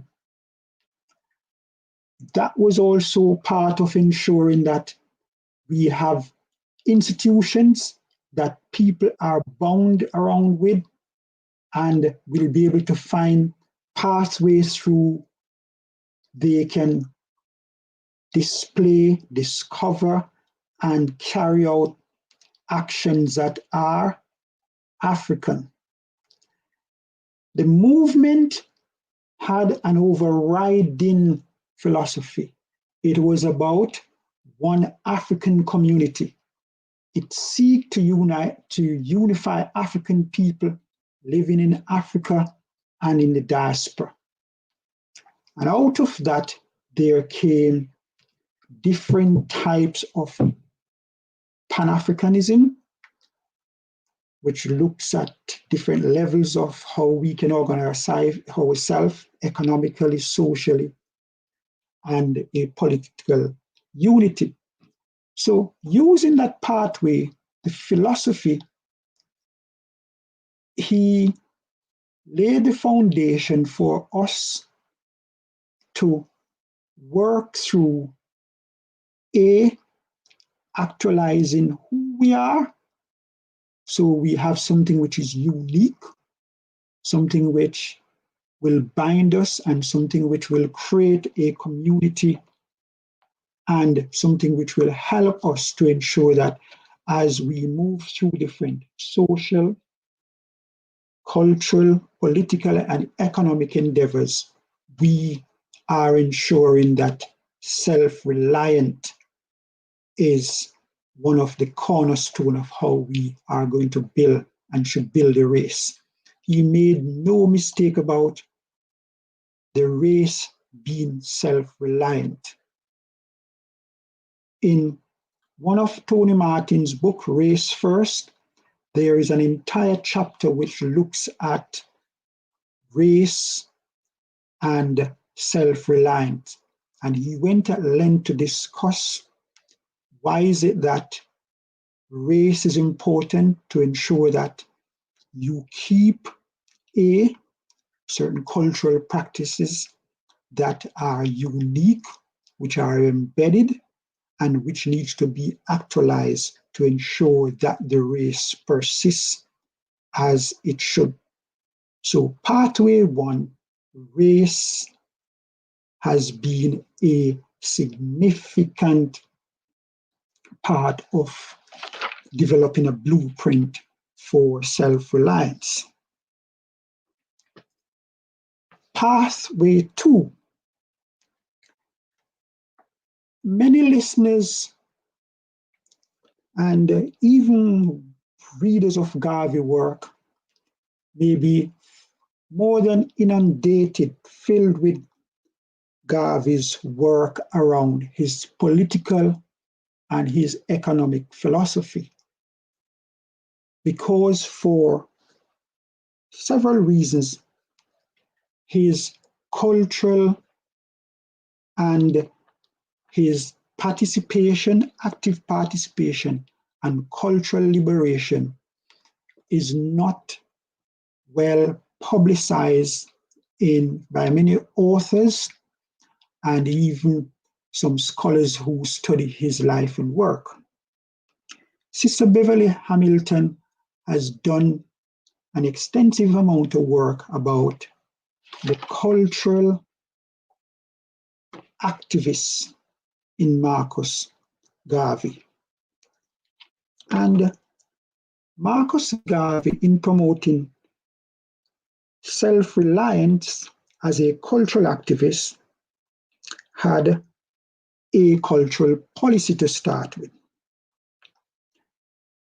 Three themes stand out in Garvey's cultural policy for us to practice self-reliance. That culture is an integral part of man's activity. B, that the Black artist need to have a sense of responsibility to his race, and that the public needs to encourage its artists. I would like to emphasize the need for encourage. Encourage here requires and calling us to support particularly groups and individuals who have used Garvey's work as their main trading or their guiding principle. And that draws me to the Rastafarian movement in particular. Credit has to be given to the way in which they have used Garvey's work through music, through art, as creating both cultural and economic self-reliance. They have done that in several Caribbean and African countries, using his teachings about the art, fine arts, creative arts, performing arts. Garvey was all three in one. He wrote plays, he performed in plays, and he helped directed plays. Just as an aside, I recall the visit that Sister Nzingha spoke about that the Africa Liberation Day Committee in Jamaica staged some areas, and it was quite successful because not many people were aware that Garvey himself was so much involved in the cultural aspect of the work. Garvey's on self-reliance through culture. He felt that the doctrine of the race, pride, and self-reliance was a cultural tool for liberation, particularly for mental liberation. So he emphasized that as the race is important for people to expound and using the dance, using instruments, the fine arts, theater, to actualize the African history and culture, ensuring that you use the community, you use your individual talents to make sure that self-reliance is being displayed. What did Garvey consider as being self-reliant in terms of cultural practices?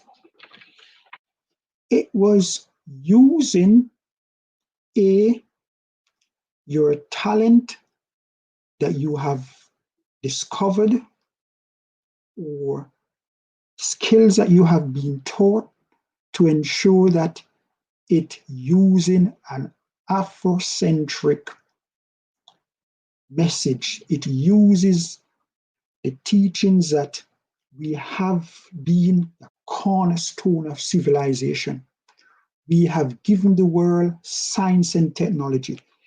We have given the world a range of skills, and we as a people are proud to use these skills to actualize self-reliance, to promote and continue the teachings of African history, culture, and struggles, and ultimately African liberation.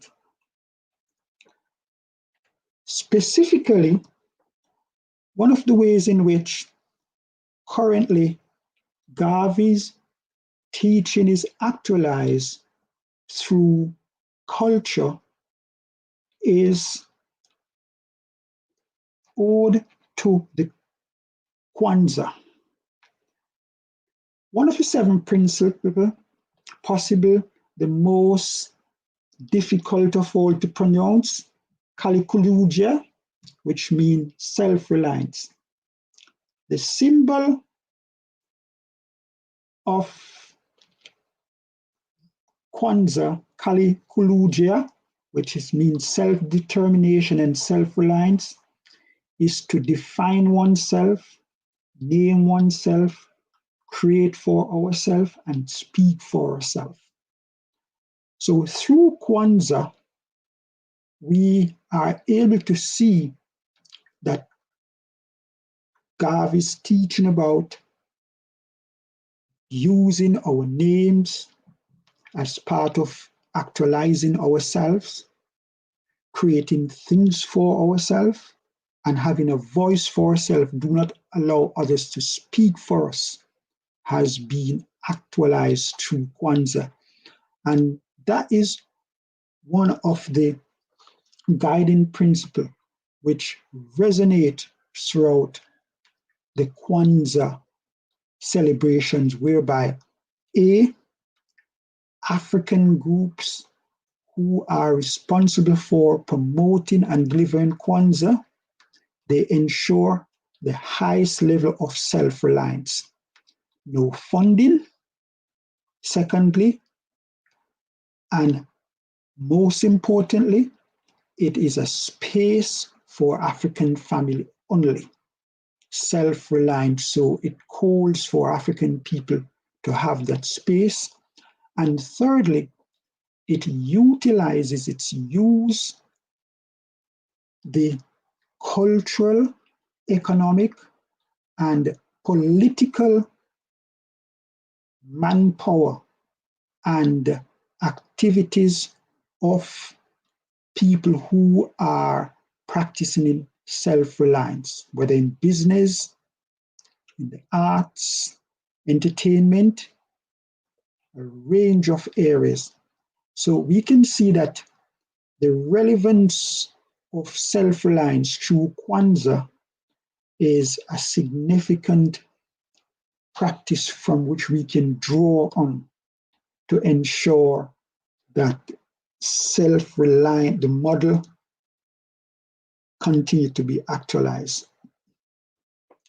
The third pathway I want to look at is economic emancipation.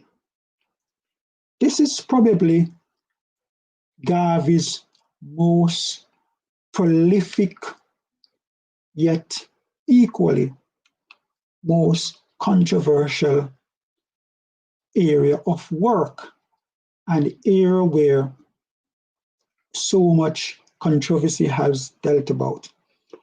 Because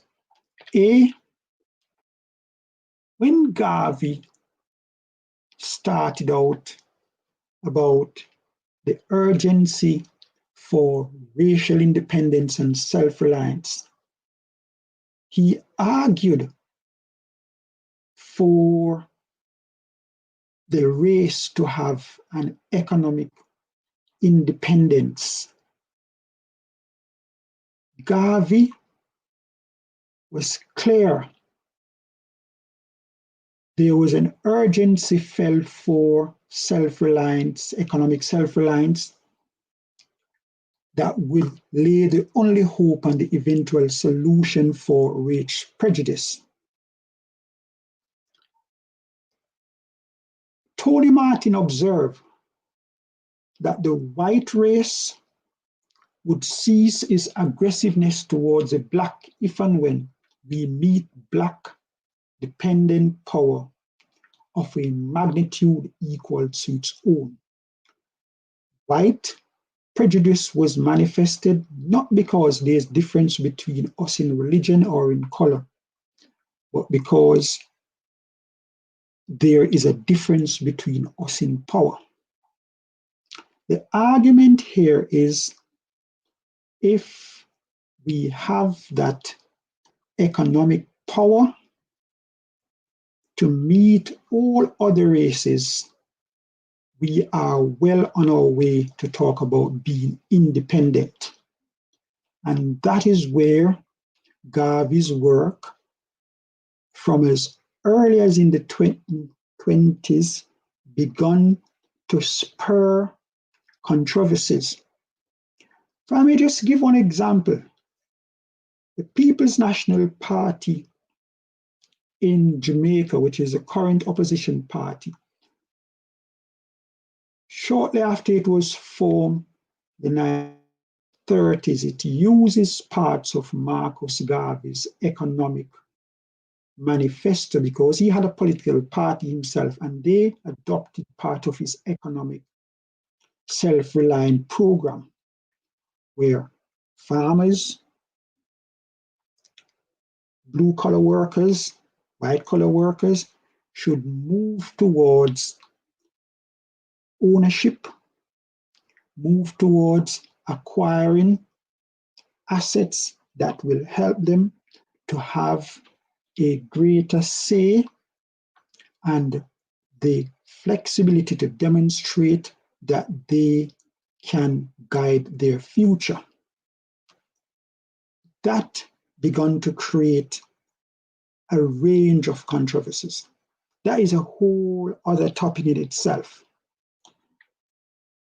The urgency for self-reliance and economic independence was actually begun to be manifested by Garvey through the Universal Nigger Improvement Association.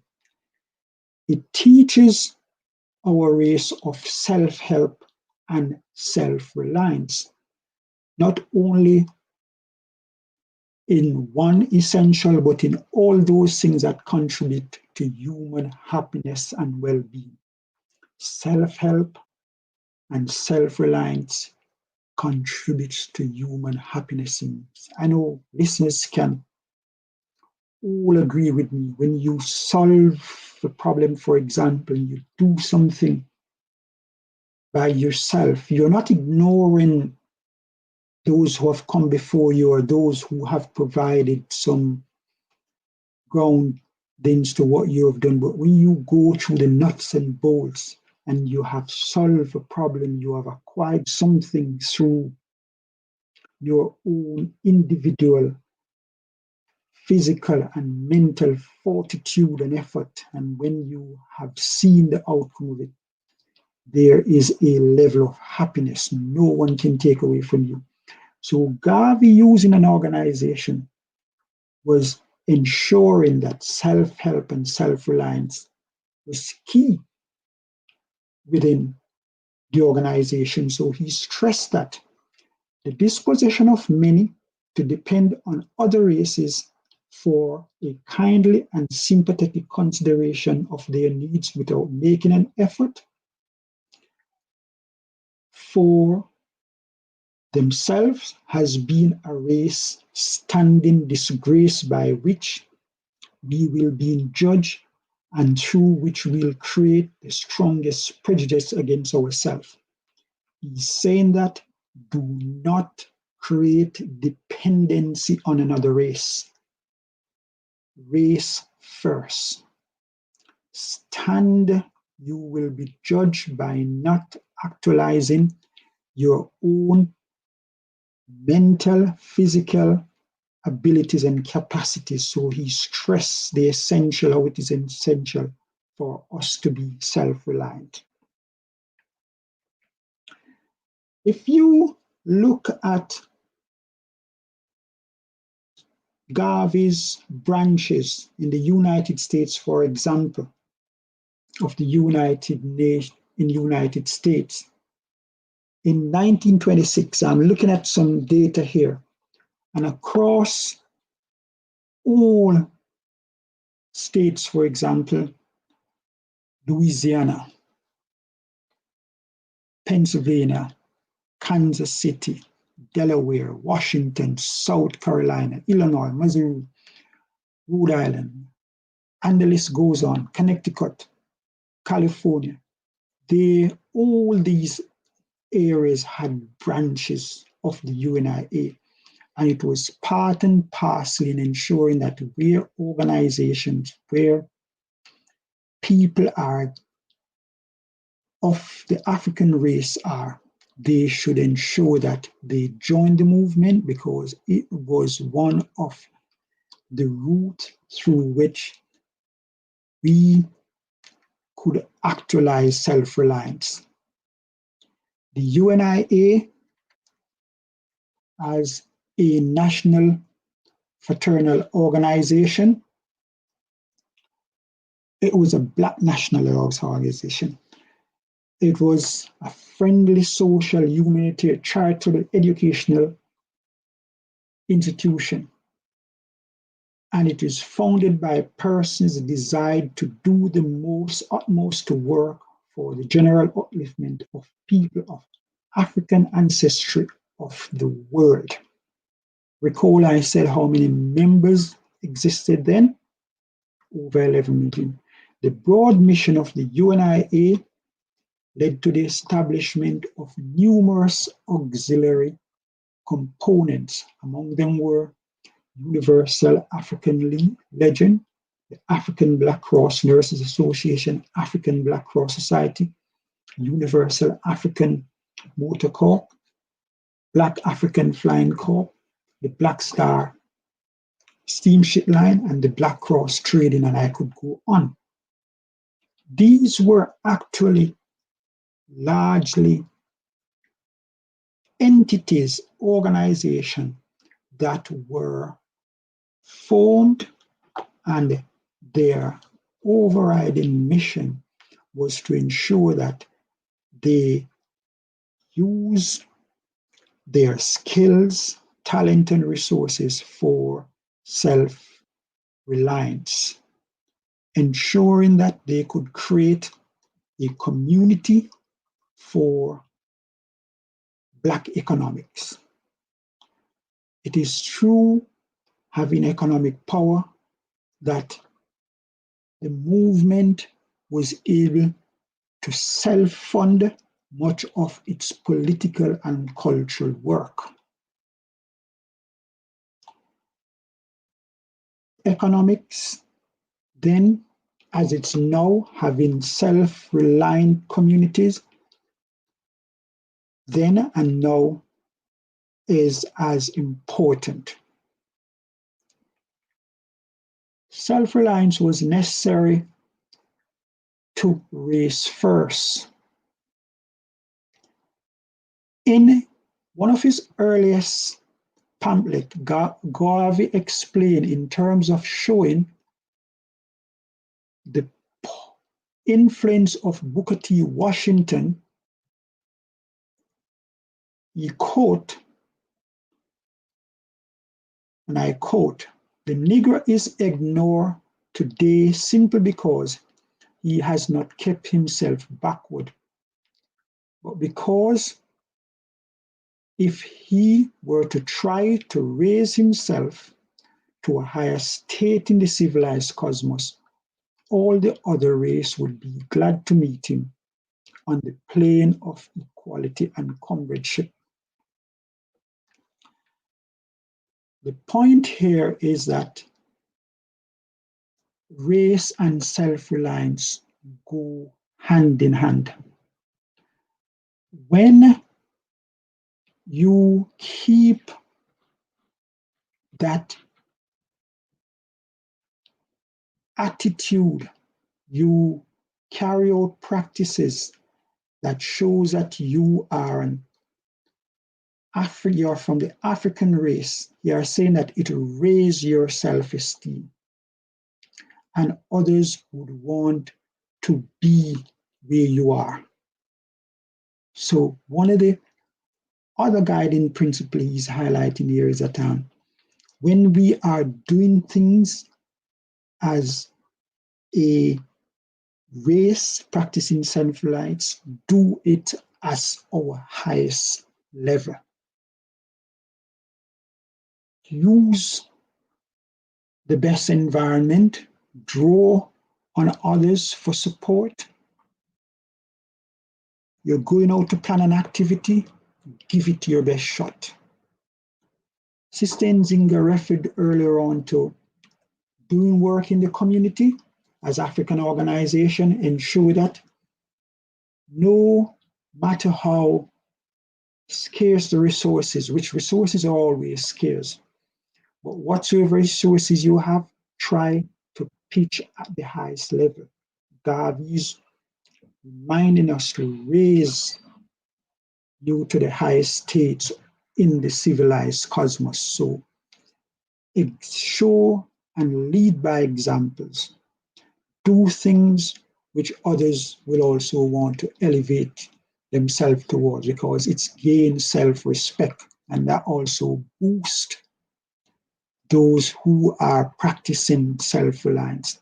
Because we're talking about the economic pathway, many of our self-employed business or small businesses who are practicing self-reliance, it is important to ensure that in general, most try to elevate, be ostentatious in their presentation as best as to show the bling and to raise the standard. And that is what you need to do, particularly when you are in countries like this where competition is rife. And if you want to draw that extra edge, you have to make sure that you raise your level to the bar. So do the preparation, carry out the research, and then you will be at your best for delivery. Prepare, prepare. And it is for that reason why Garvey probably most used quote is to ensure that you know your history. Because people without their history and their past are failed to repeat past mistakes. And by knowing your history, you will know that our ancestors, when you look across some of the great work of art, when you look at some of the kingdoms that we once had, they exemplified human civilization at its highest. You were possibly wondering, how could people do these way back when it is claimed that there was no quote-unquote technology? The point is pitch at the highest level. Garvey's concept of economic self-reliance went beyond cooperative businesses or enterprise. For economic reasons, there were large numbers of people who were not able to venture into economic activities, either individuals or as small groupings. So as part of the UNIA branches, they advocate another route through which self-help and self-reliance could be done. And this was largely through neutral aid-friendly societies. It was particularly in the rural areas, yeah? Duke of Washington. This is my last slide. Can you hear me? Yes. All right, lovely. Thank you very much. My last slide. Yeah, okay. Yes, please continue. Please continue. Do your last slide. Garvey's decide for economic relevance dominate Garvey. Yeah, throughout, the fact that the black man was a consumer and not an independent.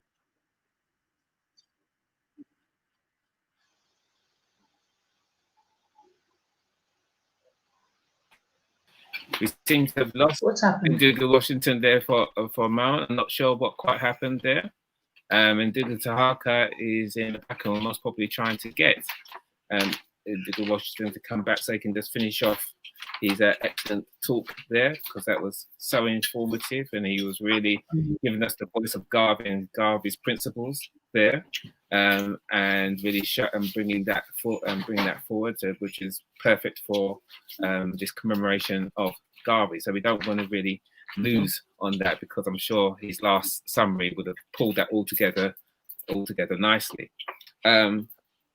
So while we're waiting, I'm just seeing if there's any message from Ndugu Tahaka about what's going. So there hasn't been any questions so far from the audience, but there has been comments about people enjoying the information that they've been hearing, and they really found it informative. So thank you very much to everyone, Nzingha Assata and Dada Banya. We will be going on a little bit longer than our 8 o'clock finish time, so we'll finish about quarter past or 20 past. Is that okay for you, both of you? Okay, that's fine. Oh, okay. So while we're waiting for Ndugu Washington to come back in, I was just noting down some questions, and so for Dada Nzingha, I had a question for you. Oh, he's back. I hope I'm there. Good to see you, Ndugu Washington. So I'll let you carry on, okay? Yes, I'm Can you hearing you hear us, fine. Nzingha Washington? Okay, lovely. So I'll leave you to carry on, please. I am finished. Okay. Did you hear my conclusions? We missed your last slide. No, we didn't hear your conclusions. So if you just Mari, repeat did you that hear for my us, that'd be conclusion? fantastic. No. No, we didn't hear your conclusions, my brother. Okay. So if you could just Yeah, do your last my slide and your conclusions were, conclusions. where do we go from here? And I'm saying that in order to map and to use this blueprint for self-reliance, we need to focus primarily on three things. A, how are we going to use Black nationalism to inform the national dialogue around self-help, self-reliance? We need to ensure that as African people, we use the teaching of Black nationalism as promoted by Garvey to say, that is why we are doing this in our community. We are decided that we want to work for ourselves, we want to practice, we want to run activities that promote and actualize the African people. Secondly, how can we utilize the thinking of Black nationalism to provide a pathway in a more open society? We live in a society, as I mentioned earlier, where there are all different types of philosophy. But our task as the race is to ensure that as a self-reliant mode of operation, all opportunities that we get, we should make sure in the wider society to promote the Black nationalist movement.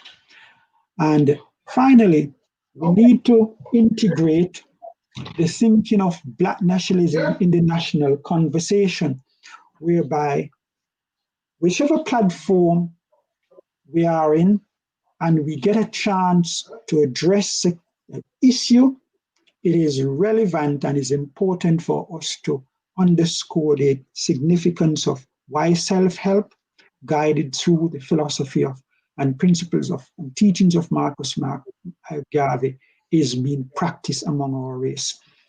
Garvey underscored the fact that practicing self-reliance and doing it, as I mentioned earlier on, at the highest level, it will draw others to aspire, and therefore the aggression to the race hopefully will be subdued. Thank you.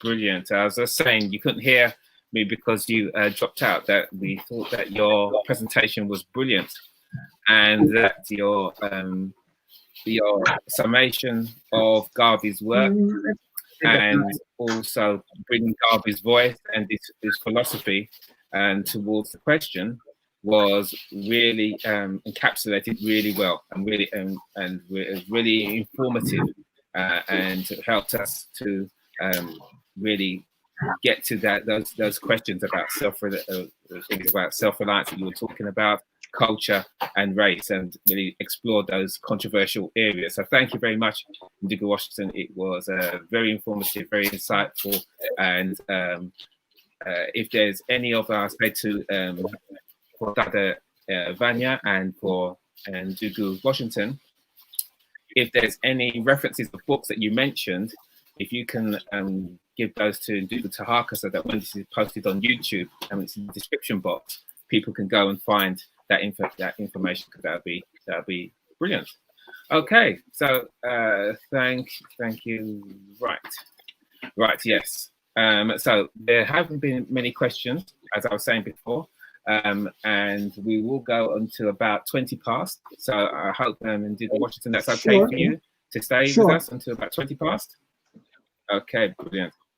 But I did have some questions that I was just jotting down that just help us to explore some of what you're saying. So there's some general questions and just the ones that are particular for your talk. So if we can just have a look at those and kind of speak on those kind of succinctly, we can, but to explore them. So first of all, for Dada Nzingha, for your discussion on empowerment for young women, that is so informative and so inspiring. My question was, what do you think was the impact of such powerful women in the UNI on the consciousness of Africans at the time that UNI existed? Well, clearly very uplifting, because you don't grow a movement. I mean, I understood it to be about 6 million membership with branches all over the world without inspiring people and, you know, opening their eyes so that they would want to come on board and be part of that. I was watching a film that I have. It's called Black Britain, and it's from the 1900s in this country. And there was an elder speaking about arriving in America at a time when the UNIA was doing a parade. And he said he was so amazed to see the Black Cross nurses marching, and obviously the African Motor Corps. And he met Marcus Garvey when he was there. So clearly, the women and men of that era made a great impact on the mindset of people of African heritage at the time. Because, as you know, for the Black Star Line Shipping Corporation, there was a lot of membership taken out to support and help finance that. So, yeah, I would say that the impact was phenomenal, and people were inspired by that contribution. Yes, thank you, thank you. Is any of the else, and Nduga Washington or Vanya, want to comment on that as well? That question, or I'll move on to another question. Planning particularly, there's so much controversy around that economic venture, which possibly today lend the first and the most adventurous expedition of taking people from the diaspora back to Africa.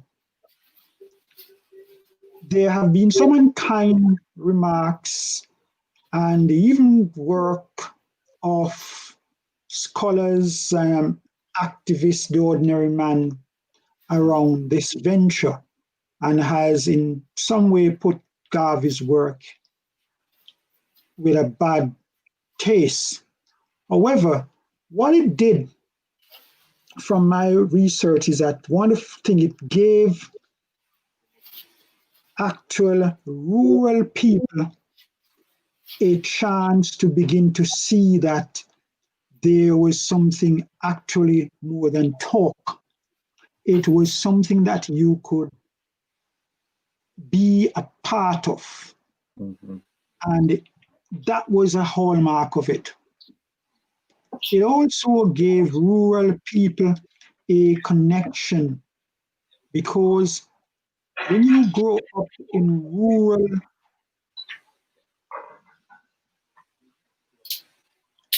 and you're around the Rastafarian community, the issue of Back to Africa has never, and you will never hear it being mentioned without this activity. And it today still lends a lot of current day expeditions as to why people to return to the continent, and more so, even going back as a place of where you belong. And that takes me immediately to Ghana's government initiative last year, where they had this program. I think it was titled Return, the Year of Return. And they were encouraging people from across the diaspora to come and see what Ghana was like, and Africa by extension. Thank you. And for Chadavanya, Dukataka, you have a question? I'd just like to, can everybody hear me clear? Yeah, hear you loud and clear.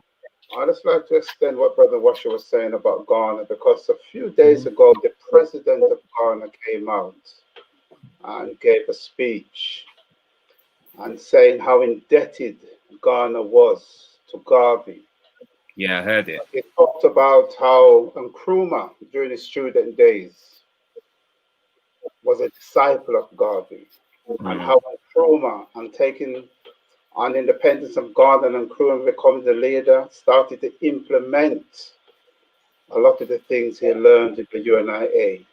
For example, he says, not many people realize that the black star in the Ghanaian flag is a direct result of what Garvey. Also, the Black Star Line and Nkrumah's whole approach in terms of the United States of Africa. All that was coming from Garvey. So we said if any country on the continent is indebted to Garvey, it's Ghana. And that was directly from the president a few days ago. Very positive, surprisingly so. Very positive. Okay, thank you, Nzingha Assata. So I have a question for, well, kind of two questions here for Dada Vanya. So the first one is that elder that you talked about, the story. I think I know who it is, but who's the elder that you was talking about first? You know, It's Miami. Yes. Mama Elder Miami. Yes. Miami. Yes. Mama Miami is the chairperson of Pan-African Congress Movement, and has been for many decades, and has done a fantastic job, and is one of our great leaders. And also, you was talking about identity a lot, and how that it impacts about, you know, what parents need to teach. So I had a question that for you to discuss in line with what you were expanding upon in your presentation. Black, British, or African? Which one, or is it both? Wow. I think as parents, it's knowing that our identity is from Africa, whilst in terms of citizenship, where we live, we're living here in Britain. So even if you're born here, you know, it's around citizenship. And again, it's again, when it comes back to the idea I mentioned about literacy, so one of the biggest things that's been happening over the past few years is about Windrush, and the fact that this included the Windrush Day in terms of what happened around Windrush and what that means. And it's important to recognize in terms of the whole thing, what happened. It was completely illegal, and it was quite, it was terrible. But more than anything, in terms of as a people, we do have to recognize about the difference between citizenship and the difference between in terms of who we are. And if anything, one of the things about the whole issue relating to Windrush, the whole Windrush fiasco, was around the fact that it lightens the fact that it is about citizenship. This isn't, you know, we're Africans, what being an African means in terms of how we look, the type of food we eat, the types of things we do, how we live on a day-to-day, and so on. And when we're, wherever we happen to be, that's based upon citizenship in terms of we're living there and able to, you know, whether it's working, whether it's an education, and so on. And I think one of the, I remember there was a quote that the elder Malcolm X mentioned, which is it was a quite sarcastic type quote, was around the fact just because a kitten is born in the oven doesn't make it a biscuit. So it's really just about valuing the fact that we are Africans, and that means something around a cultural context of who we are. It's not just about, we could be living anywhere, and that's just happens to be where you live and where you work and where you carry out your day-to-day. But who you are, it's the DNA of, it's the DNA of who you are. And like the DNA for who makes we are as human beings, the DNA of our culture, being an African, that's embedded within us.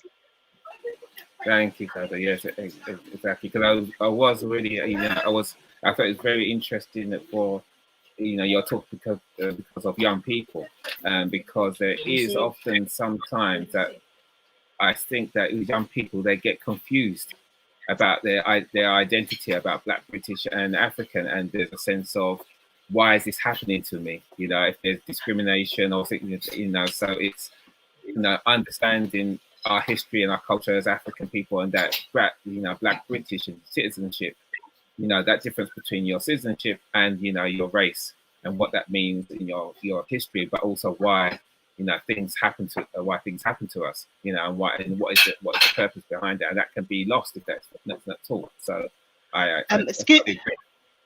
excuse me, just one other point to elaborate on as well, Brother Imani, is around the fact that again, as parents and as a community, these are things we have to be doing at the outset, so that when our young people are in an education setting or any other type of setting, they're able to stand firm and strong because they know who they are, because that's already happened. So that's already been embedded within them from the day dot. They know who they are. For instance, they know who they are in terms of their family, within a context of culture and so on. And these are things that it is deliberate, whereby we're doing this from the outset, and we're doing all of this to empower our young people so that when there are these challenges, and they are going to happen, they're very clear about who they are. They're very clear about what it means in terms of society and their and everything else.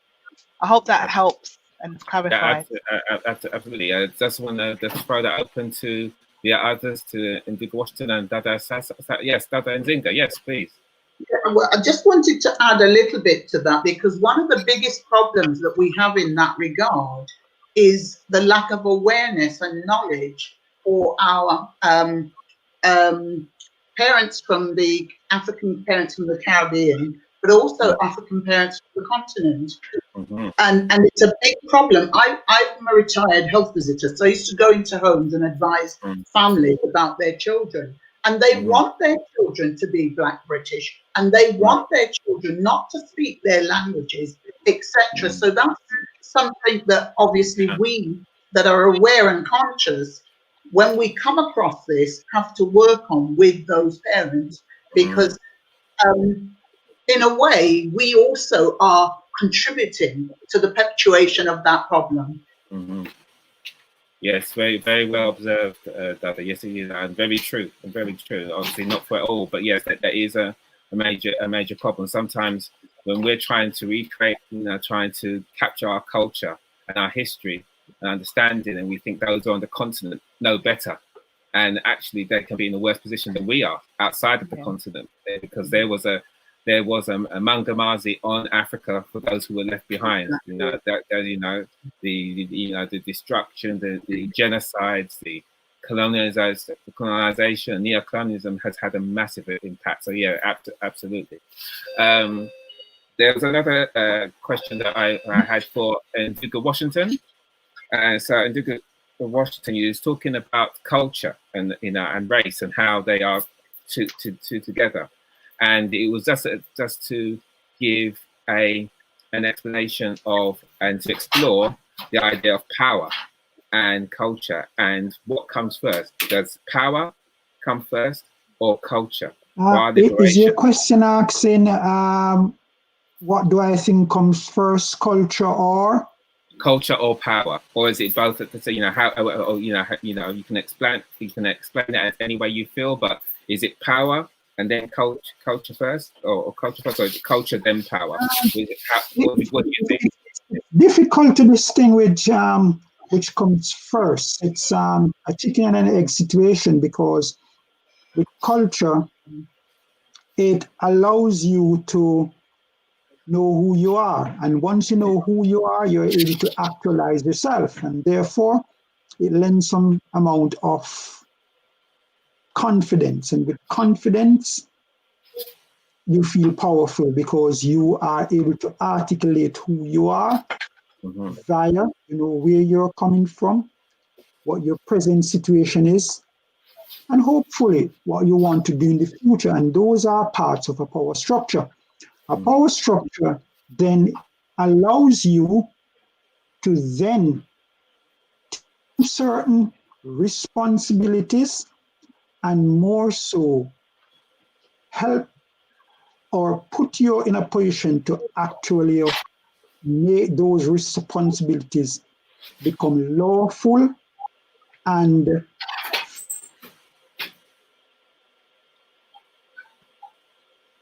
so with those two differences, there's a fine thread. Which comes first? those who are born with certain amount of resources and the community in which they are residing in, or most of their work takes place in, automatically they don't have to say, you know, I am such and such a person, because they actually have power. They don't have to constantly reminding others, because of their resource base, they are already able to pitch at a certain level that attracts people. People are encouraged because they themselves are in a state where they see benefits accruing, as well as the likelihood that they may be in a similar position if they have a power base. On the other hand, where you find yourself is your culture and your heritage, which is going to draw that attention and hopefully to be getting responsibility and resources, you have to work twice as hard. And if we look possibly at the Chinese situation at the moment, if you look at how China has evolved over many years, it has a numerical strength. But what did Mao Zedong did in the earliest part of the revolution? Did he talk about power, or he spoke about culture? Yeah, the culture If you look revolution. at Cuba, what did Castro do? Exactly. It was the culture. When Michael Manley came to power in 1974, what did Michael Manley try to change in Jamaica and via the Caribbean? It was the cultural practice of the people. So, in a sense, it is through the culture.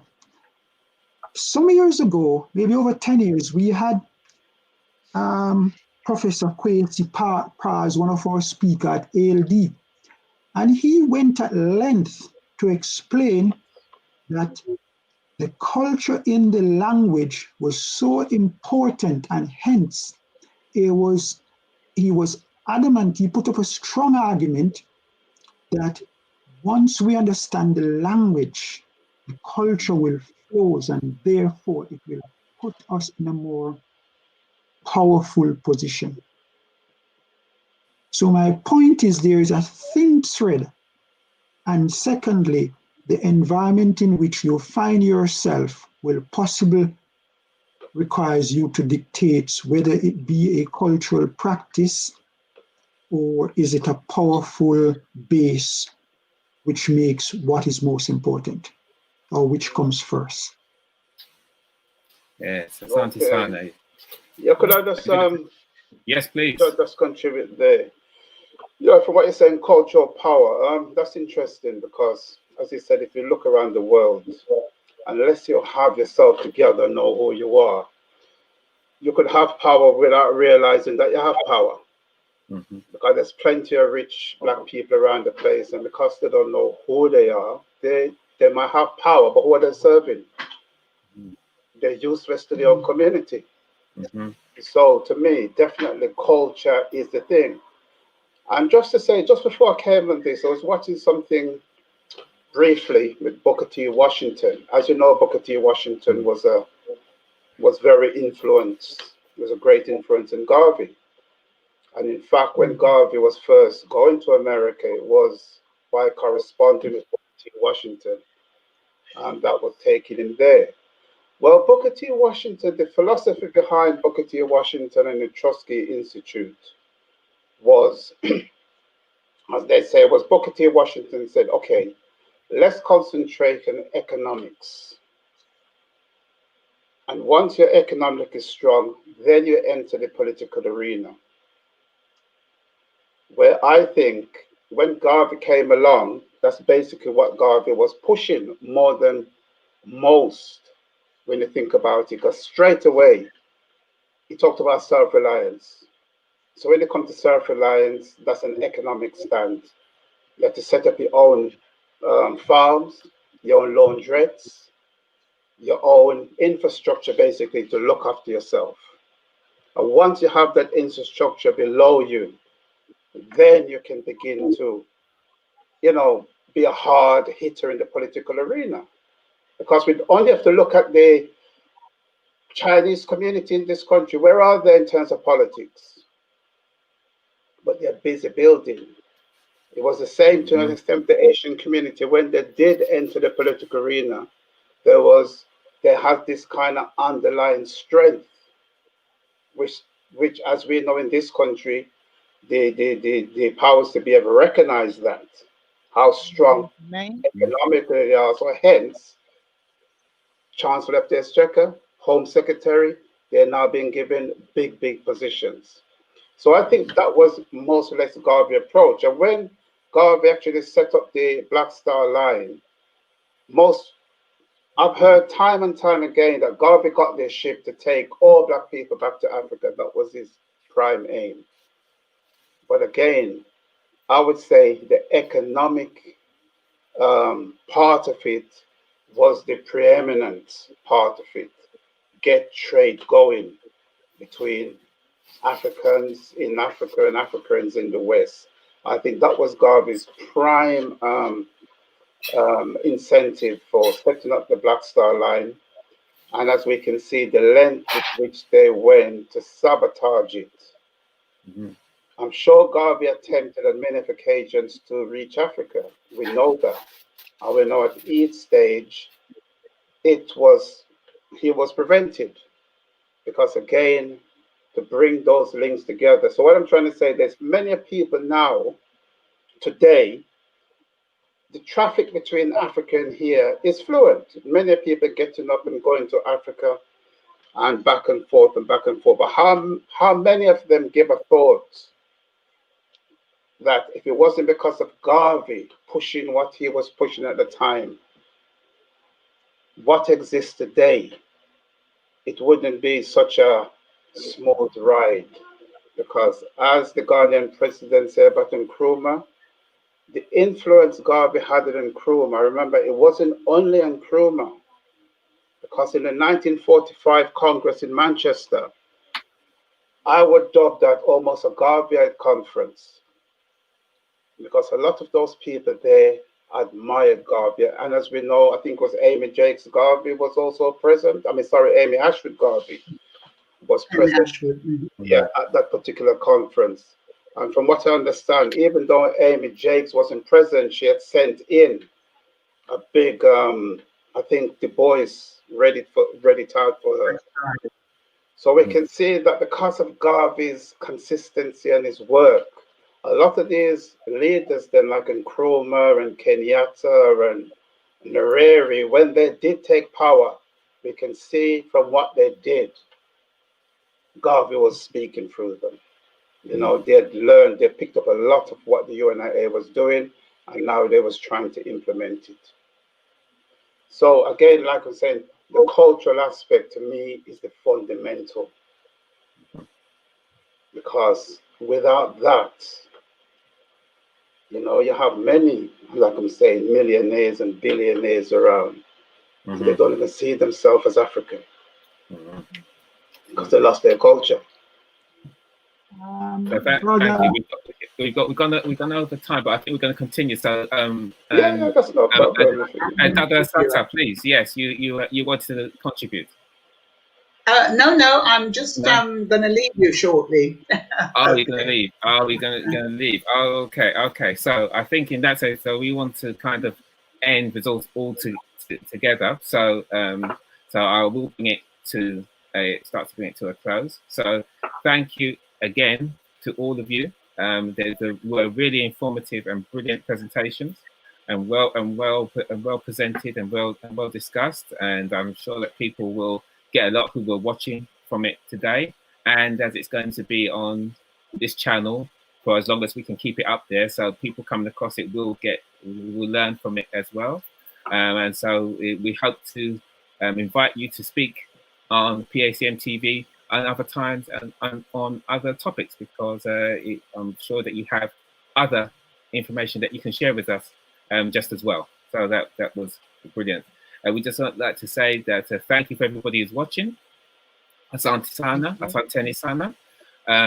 And also just remind you that on YouTube, just to make sure that you like the videos and that you share and you subscribe, so you know, and you click that bell so that whenever there's announcement of anything new, that you get it in your inbox straight away. Okay, so we are, as I said before, this is the PACM TV, that Umoja sessions that happen every Sunday, and they every Sunday from 6 p.m. to 8 p.m. So there will be one next week, and we're continuing with Garvey Messiah month. So there'll be another Garvey topic. And Nzingha Assata, do we have a topic for next week? Yes, there's a topic every week. So just tune in. Just tune in. Fantastic. Sometimes I don't like to give it away because I just want people to come in, tune in every Sunday, get into the habit, and be surprised what's happening. But every Sunday without fail, between 6 and 8, the Umoja session carries on. Yes, brilliant. So we'll see you again next Sunday. Don't worry, David. Yeah. And as you can see, as you know, as I said there, comment, like, subscribe, and you know, if you want to donate to PACM, you can do. And as we said, that all the speakers, if there's any of their references, they will be put into the description box on YouTube, and you can contact them, particularly Dada Nzingha Assata, if you want to get hold of her book and the poster of women in the Garvey movement. Okay, so what we're going to do, we started in our African tradition of calling the ancestors and the cosmic forces and giving thanks to the all, and so we end now in our same tradition, and now that we call them into our space, we call them into this realm, and it's now that we give gratitude and thanks and ask them to go back to their realm and take our intentions with them, and help us manifest our objectives. And we will do that by, and if you wish to participate, please do. If you don't, you can just watch and see. And what we'll do is that I will now ring the chime, and the chime will chime, and I will ring it 4 times, because 4 is a spiritual number for building and foundation and for growth, and which is what we're trying to do. So if you wish to participate, please close your eyes, breathe deeply, let the chime go around you, through you, and at the same time be thinking of the gratitude and thanks for the powers, the ancestors, the cosmic forces, for being with us. So I will begin and bring an end to our session.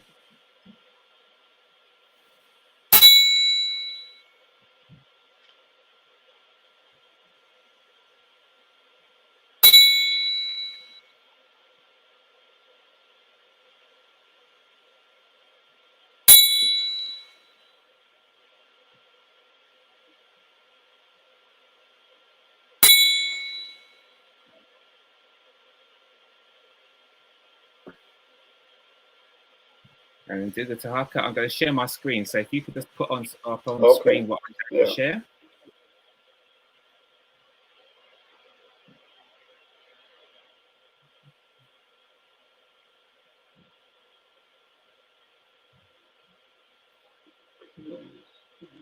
So we're just going to end on this in Swahili, which is, and so we end the ritual by saying the affirmation again, that the will of the all is our will. Mapenzi ya wote ni mapenzi yetu.